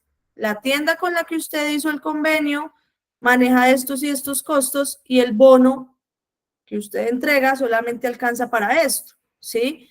Y la ley dice que por lo menos tiene que ser calzado y vestido, es decir, prendas superiores y zapatos. Si no alcanza, le tengo que manifestar a él para que reevalúe, ¿sí? Sin embargo, pues cuando se entregan de esa manera, efectivamente, pues no se establece un monto obligatorio para ese valor, ¿sí? Pero también se le puede presentar una propuesta de venga, pues entonces entregue usted directamente las prendas o el calzado para la labor. Pero así como le puede gustar a unos trabajadores que le entreguen las prendas, puede que a otros no, ¿sí? Entonces también es de, si voy a hacer la tarea como organización sindical, hago la tarea juiciosa, hago una especie de censo para ver la opinión de los trabajadores y así llevarle una propuesta a la empresa, no sé, a través de una mesa de diálogo, a través de la negociación colectiva, etcétera. Ok, vale, gracias porque sí, ahí yo tenía como esa duda que siempre me ha saltado y que se podría hacer. Muchas gracias. Listo. Doctor. ¿Aló? Edwin y luego Orlando, que Edwin tenía la mano levantada. Buenas noches. Haga un favor, si el empleado, si el trabajador, por ejemplo, entró en febrero, o sea, él no tiene los 4 meses completos trabajados, ¿no le corresponde dotación? O en los otros meses, si está incompleto, o sea, del mes que no trabajó, ¿no le corresponde? No, Gracias. tiene el derecho, o sea, si gana hasta 2 salarios mínimos y la dotación se la entregan a todos los trabajadores y él entró en febrero, pues es que la ley dice debe ser entregada al trabajador cada 4 meses, ¿sí? Para un total de 3 dotaciones al año. Entonces, máximo el 30 de abril, puede que haya entrado en febrero, laboró los 3 meses, tiene derecho a que le entreguen la dotación porque le están entregando la dotación a todos los compañeros. Ahora, si no se la entregan a él, habrá que solicitar a la empresa explicación de por qué no se la entregan. Entonces, la empresa puede decir, ¿por qué no laboró los 4 meses completos? Y según lo que establece la ley, debe ser entregada 4 meses. Le haremos entrega el 31 de agosto. Pero, ¿qué va a pasar con todo el tiempo que va a laborar el trabajador? ¿Sí? Entonces, sí, tendrían que entregársela. A no ser, por ejemplo, de que entrara ya a mitad de año, o sea, ya es diferente, pero si él entró en febrero, tendría derecho a que le entregaran la dotación. ¿Listo? Bueno, gracias. Orlando. Y luego Catherine. Doctora, cuando un trabajador permanece incapacitado por un largo periodo, tiene derecho a la dotación de igual forma, ¿verdad? Pero es que, Orlando, la dotación es calzado y vestido para la labor. ¿Eso qué quiere decir? Que me la entregan para las funciones que voy a desempeñar en la empresa. Si estoy incapacitado y duro todo el año incapacitado, no hay lugar a reclamar la dotación. Ah, ya, es que, no sé, uno se encuentra con cosas que en alguna ocasión me encontraba en una empresa de flores donde, bueno, también no es típico en otras empresas, donde para el mes de diciembre, en las votaciones del mes de diciembre, entonces hacen como un canje o un negocio con los trabajadores y dicen, es que para el mes de diciembre pues necesitan el dinero, entonces se lo voy a entregar mediante un bono, pero siempre he pensado que cuando nace esta idea por parte del empleador, obviamente es porque no le van a dar el monto total de lo que cuesta la dotación. Y en otra empresa nos encontrábamos con casos como que el regalo que le dan a los trabajadores en el mes de diciembre, pues va acompañado con la dotación, imagínense. Entonces uno decía, no, pero esto sí es el colmo. Sí, claro, es que ahí es como mezclar peras con manzanas. ¿Sí? No es... Y de hecho, los trabajadores no deberían aceptar ese tipo de cosas porque sí, puede que yo necesite en diciembre el dinero, pero esa no es la razón de ser de la dotación, ¿sí? La razón de ser es calzado y vestido para realizar la labor. Entonces, en muchas ocasiones incluso es porque yo porto los logos de la empresa, ¿sí? Porque la empresa quiere unos parámetros de color para que los trabajadores se vistan, porque la empresa requiere unos uniformes especiales. Entonces, esa es la razón de ser de la dotación, ¿sí? No lo demás. Yo recuerdo un caso que tuvimos el año pasado con unos trabajadores del terminal de transporte, donde la empresa lo que hacía era dar el bono del calzado para que los trabajadores se compraran su calzado para la labor al interior de la empresa. Y cuando la empresa hizo los seguimientos de los bonos, se dieron cuenta que se lo gastaban en diciembre en el calzado del hijo, de la hija, del esposo, de la esposa.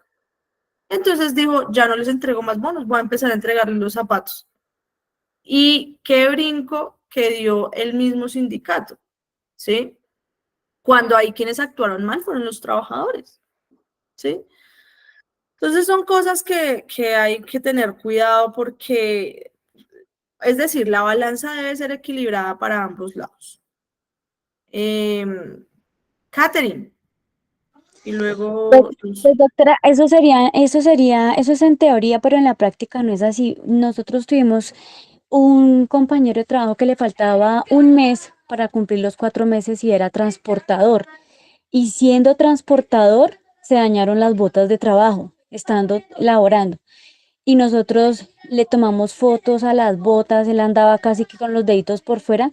Y hicimos todo lo posible con la jefe, porque en ese momento yo era auxiliar, enviamos las fotos hasta la doctora. Y nos dijeron, la respuesta que nos dieron fue que tocaba esperar que cumpliera los 4 meses, o sea, hasta la siguiente dotación.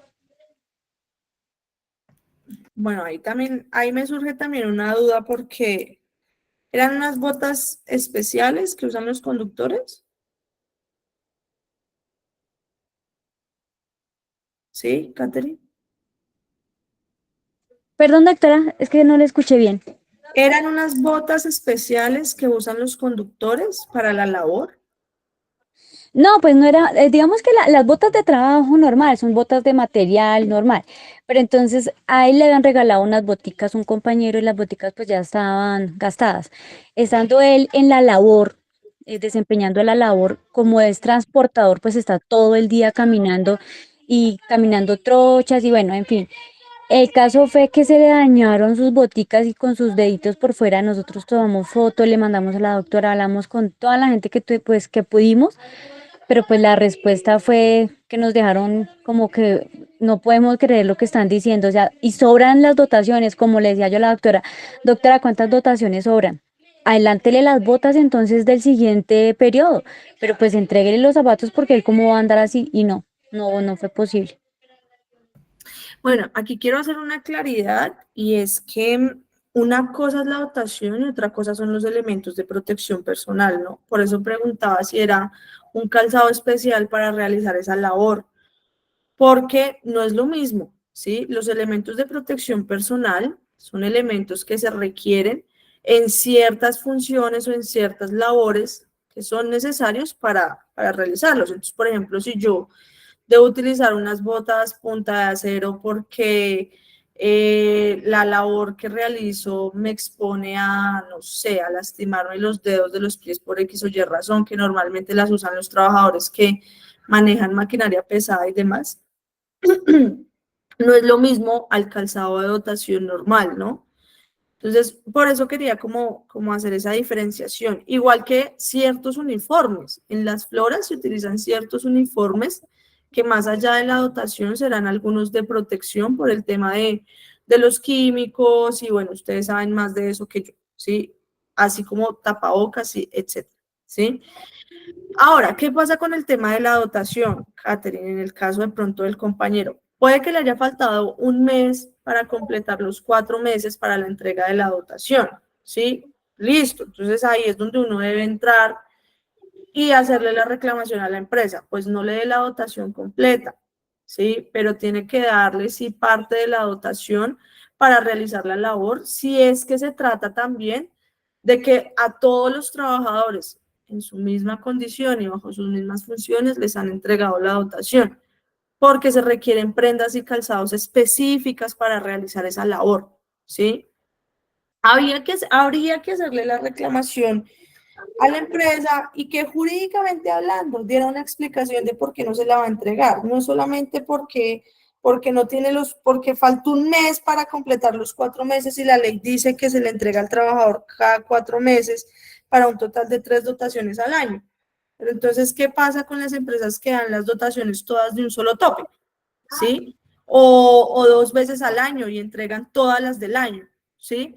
Es más una cuestión de voluntad del empleador que una obligatoriedad de ceñirse a lo que dice la ley. Pues sí, es que en su momento nosotros dijimos, pues con la jefe, que sí, que le entregaran solamente las botas. De hecho, yo sí creo que ellos allá deberían de usar botas especiales de esas de punta de acero porque ellos son acarreadores y ellos manejan carritos esos que tienen garrochas y eso. Entonces, ellos cada rato se les caen los carros. ¿Y quién dice que no le caigan un pie, por lo menos? Eso también sería de protección para ellos. Pero pues como la empresa siempre se va por la tangente. Pero entonces eso ya no sería dotación, eso serían elementos de protección personal y eso se entrega en cualquier época del año cuando el trabajador lo necesite.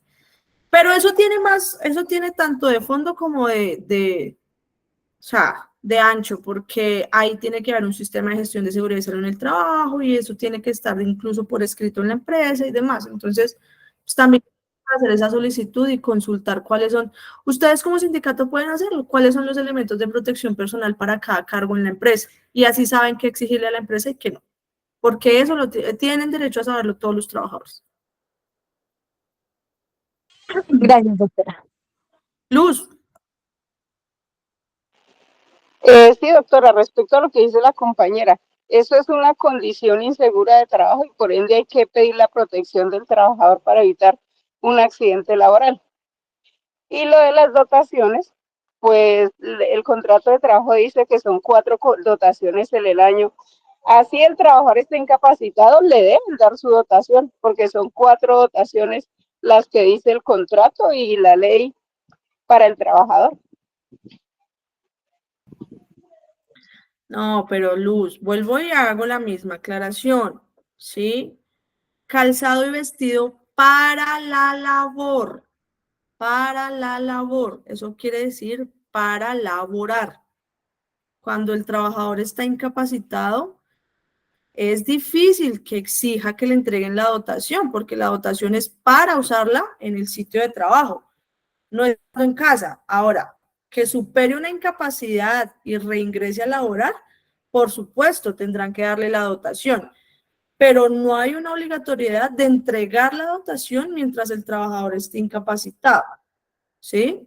¿Por qué? Por lo mismo, porque es para usarla al interior del trabajo. Pero igual, doctor, porque el contrato de trabajo lo dice, entonces si la persona hay una incapacidad de 3 meses o 2 meses y así está en la casa y no la esté usando, el trabajador va a regresar a trabajar y obviamente tiene que tener su dotación para laboral. Entonces sí es legal. Claro, pero se la deben dar al momento del reingreso, cuando ingrese, no mientras esté incapacitado, ¿sí? Pero porque además muchos contratos de trabajo no lo dicen, esto lo dice es el Código Sustantivo de Trabajo, lo define así, calzado y vestido para la labor. Por eso les digo, incluso hay trabajadores que ganan menos de 2 salarios mínimos y no les dan dotación, ¿sí? Que ganan el mínimo y no les dan dotación, ¿sí? Y muchos trabajadores preguntan, bueno, ¿y cómo reclamo? Acuérdense, cuando se trata de un pago en especie, solo puedo reclamarlo cuando me obligan a usar ciertas prendas para laborar, ¿sí? Entonces, mientras yo esté incapacitado y esté en casa, yo no puedo exigir que me envíen la dotación a la casa.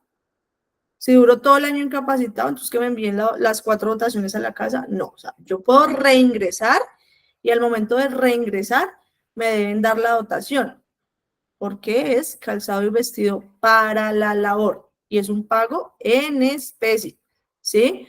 Tengan en cuenta eso, porque hay peleas que uno no se debe casar innecesariamente.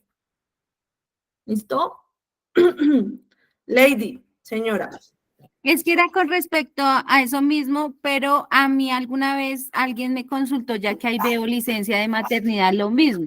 Si en la licencia de maternidad ahora están 4 meses, sí, y justo le cayó en una de dotación, ¿deberían de guardarle esa dotación para cuando ella ingrese y darle la siguiente o hay solo una? Porque ella en algún momento me dijo era que pues había entrado y ella no tenía pues dotación para entrar a trabajar, porque pues las que tenía ya eran muy viejitas y pues por el embarazo y todo lo demás ya no le quedaban. Y cuando regresó de la licencia le dijeron que no, que si luego ella no tenía de las dotaciones anteriores, pues para que llegara con la dotación. Y pues ella dijo, no, pues yo regreso de licencia, denme la que me falta, o que ya era como diciembre tal vez, y la que no me dieron, pero que no, que le dijeron que no, que tenía que esperarse hasta el siguiente año, hasta abril, que creo que es la primera de cada mes, de cada año, y que ese año no le dieron dotación porque había estado en licencia de maternidad y llegó para diciembre y pues no le habían dado, o sea que sí había podido reclamar o no.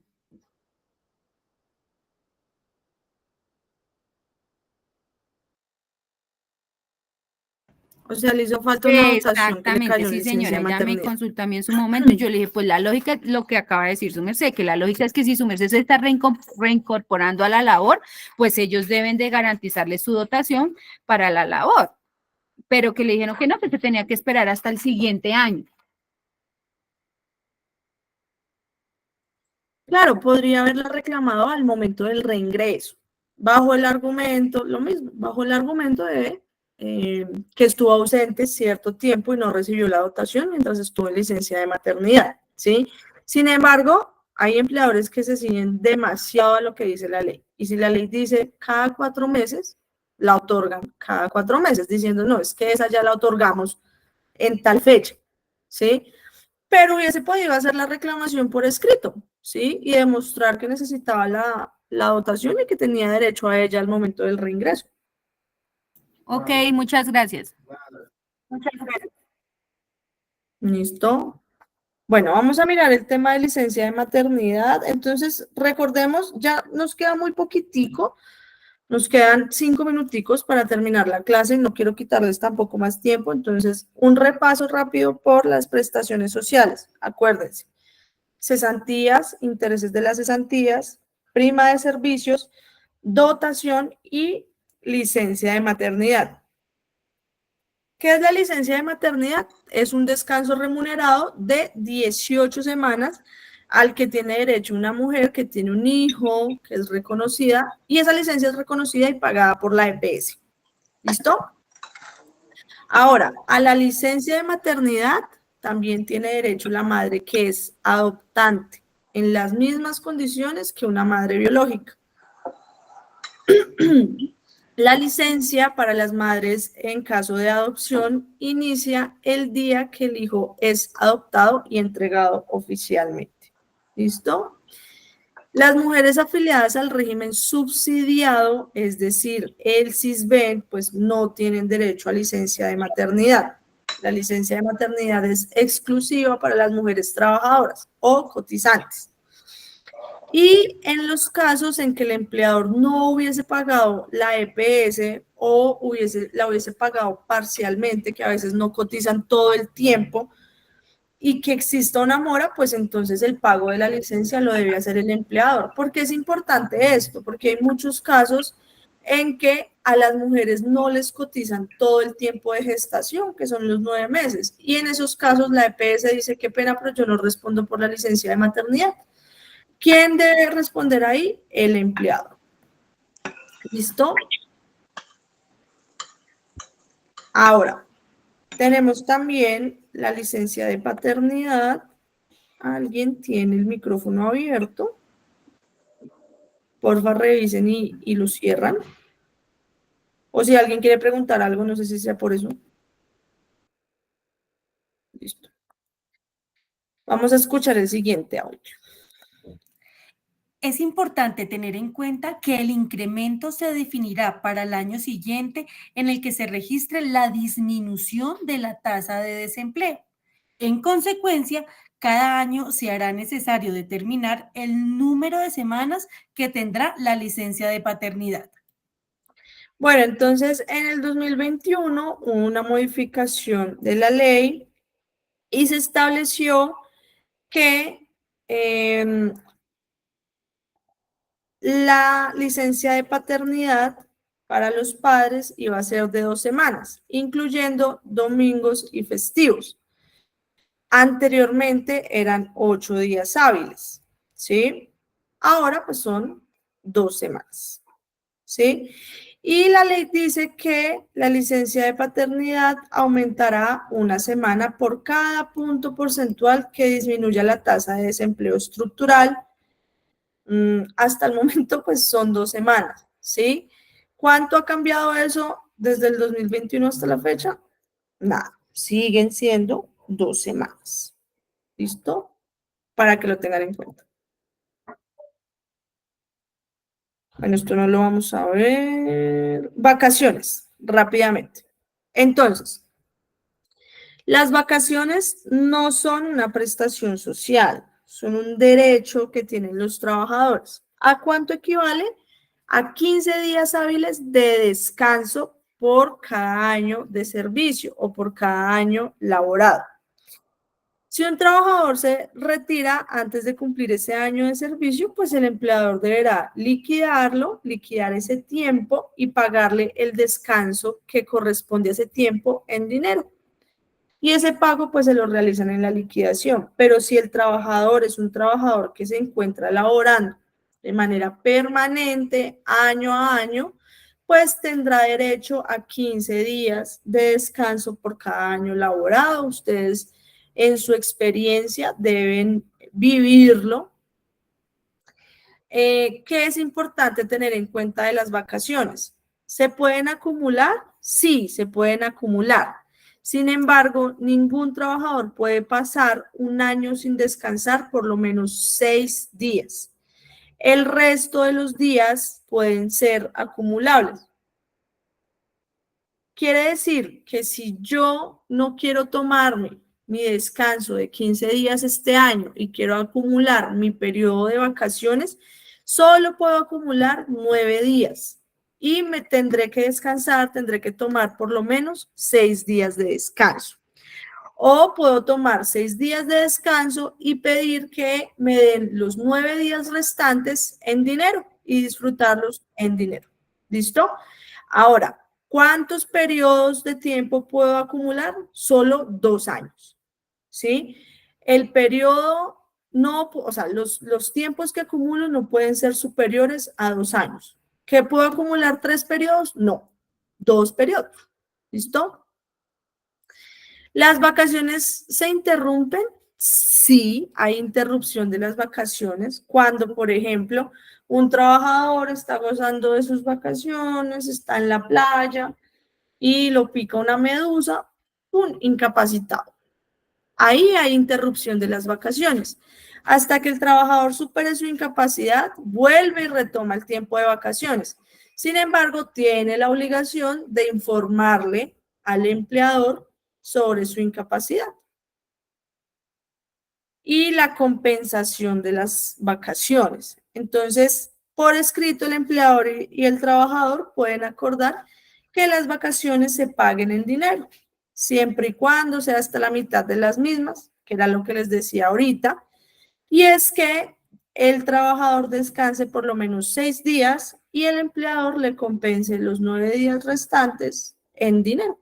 Quiere decir que las vacaciones puedo disfrutarlas de 2 formas, en tiempo o en dinero. ¿Listo? Esto no lo vamos a ver. A ver, ¿qué es esto?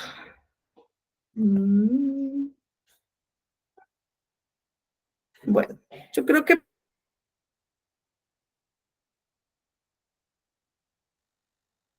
podemos dejar hasta ahí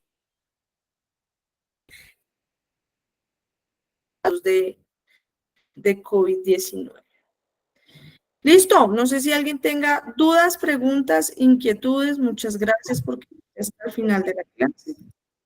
Doctora, yo quiero hacer una preguntita. ¿Me escucha? Sí.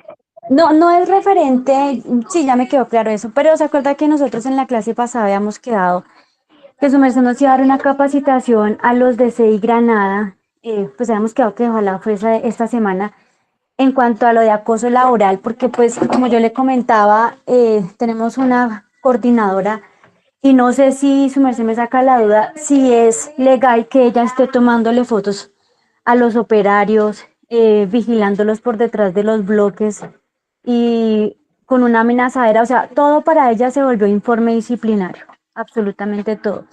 Entonces, pues yo quería estar un poquito cansona en el tema de que sí necesitamos urgente esa capacitación. Sería virtual, ¿sí? Sí, pues no sé cómo si la quiere virtual o presencial, no sé, pero pues sí sería importante. Bueno, no creo que se pueda esta semana, pero creo que podemos hablarlo con las compañeras, con Angélica, con Yurani y coordinar la capacitación con Orlando y con Nancy para que convoquen a los trabajadores y podamos hacerla la otra semana. Les propongo que sea la otra semana. Ay, sí, doctora, sí, la verdad sí le agradecería muchísimo. La hacemos virtual porque creo que a todos se les facilita más. Ese es el problema, que virtual no a todos se les facilita. Por eso hay compañeros que están inscritos para este taller y no han podido asistir por lo que ha sido virtual. Entonces creo que es mejor presencial. Listo, entonces, bueno, definamos de pronto un día de la otra semana. Yo creo que lo podemos hablar internamente con Nancy, Sí, con sí, sí. Orlando. Sí. Definimos un día por el tema de permisos y demás, pero la hacemos, no hay ningún problema. Doctora, Listo. le paso Ojalá una sea pregunta. al inicio de la semana, ojalá fuera. Lunes, martes, hasta el miércoles podría ser, porque lo que tengo entendido es que en CEI Granada las horas extras son jueves, viernes y sábado. Casi siempre.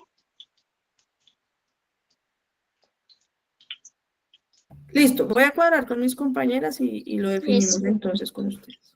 Listo. Lady, luego Edwin y de últimas Yolanda, que también había levantado la mano.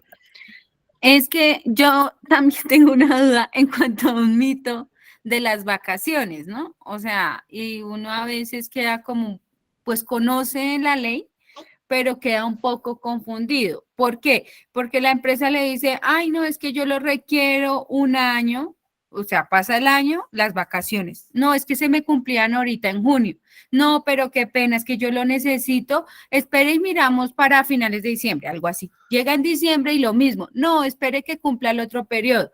Cumple uno el otro periodo y le dice, bueno, tómese una parte de un periodo y vuelve y pasa y se les llegan a acumular. Conozco y he escuchado varias personas que tienen hasta 3 periodos vencidos, pero el jefe, el líder, el coordinador no se manifiestan y dice, venga, nos necesitamos ponernos al día, y está la duda de que después de que se cumplen 3 periodos acumulados se pierde uno. No sé si eso es verdad, mentira o chisme, pero uno tiene como ese mito y mucha gente me consulta o me ha contado casos que sí se le han quitado un periodo. Eso sí es verdad, eso es legal, sí se puede hacer.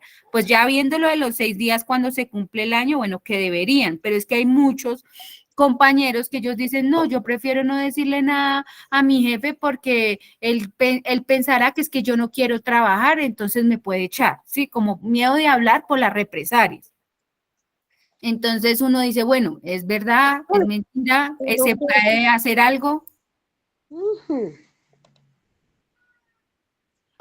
Pero espérame porque fueron muchas preguntas juntas. Me estabas hablando de la acumulación de los periodos de vacaciones, ¿cierto? Sí, señora, esa es una parte. Que habían muchos trabajadores que acumulaban más de 2 periodos, ¿sí? Sí, sí, señora. Y que no manifestaban nada como por el temor a las represalias de la empresa, ¿sí? Tal cual, sí, señora. ¿Qué es lo que pasa con eso? Básicamente, si el trabajador acumula más de 2 periodos, va a perder el descanso. O sea, el empleador más adelante va a poder compensarle el tiempo. No es que simplemente pierda y ya, no. El empleador tiene una obligación y su obligación es de compensarle ese tiempo en dinero. Quiere decir que va a tener que pagar en efectivo esas vacaciones, ¿sí? Pero ¿qué pasa? Que hay que velar porque el trabajador por lo menos descanse los 6 días que debe descansar en el año y que le pague el resto de los periodos en dinero, se los compense en dinero porque no es que el trabajador pierda el derecho, ¿sí? Ahora, esto es una obligación de la empresa. No garantizar el derecho al descanso a los trabajadores quiere decir que hay un incumplimiento en las normas en materia laboral y que al haber un incumplimiento, las organizaciones sindicales y los mismos trabajadores pueden elevar las quejas ante el Ministerio de Trabajo y tendrán que abrir una investigación. Es grave porque se trata del derecho al descanso y el derecho al descanso en el tema de vacaciones va de la mano con el derecho a la salud de los trabajadores. Un trabajador que no descansa, que no tiene tiempo para el ocio, que no tiene tiempo para estar en familia, que no tiene tiempo para la recreación y para disfrutar, es un trabajador que va a tener no solamente afectaciones físicas, sino muy seguramente afectaciones emocionales por el desgaste que esto implica. Es una situación que es grave y el trabajador tiene derecho a presentar la solicitud de sus vacaciones y tendrán que negárselas por escrito si es que no se las quieren dar para obtener las pruebas de la situación que se está presentando.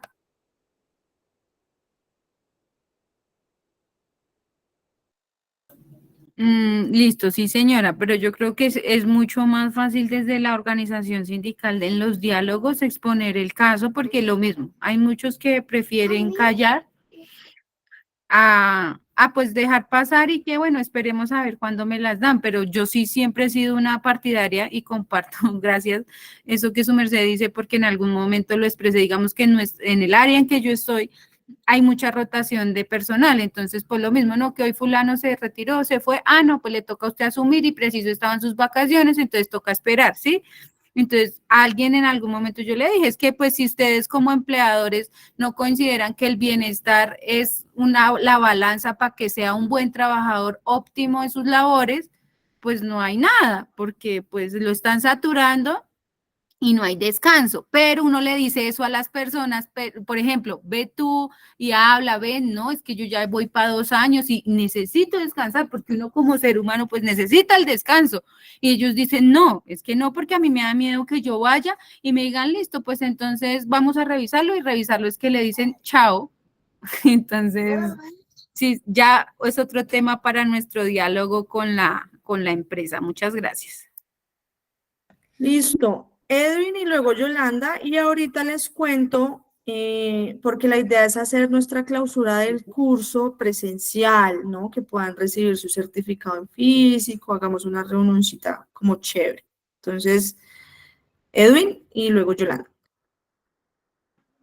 Doctora, otra pregunta es que, pues, en la empresa donde yo estoy ya llevo 8 años. Yo me acuerdo cuando empecé, me dijeron, no, debe traer usted unas botas de trabajo.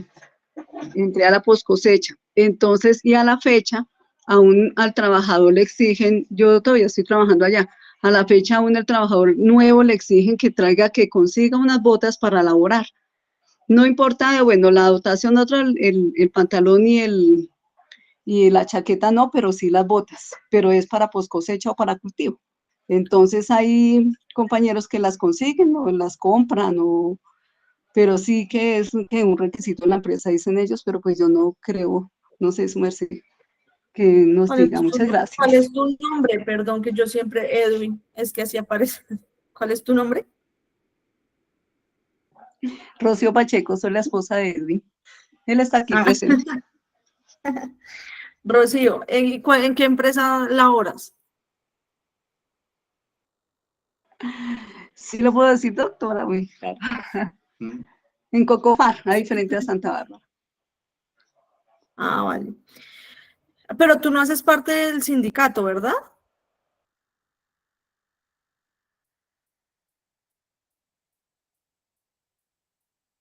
No, señora. Rocío. Bueno, es que sí, pues se me hace rara la pregunta porque, digamos, aquí hay personas, obviamente, de 2 organizaciones sindicales y no nos había como llegado ese tema. ¿Qué pasa?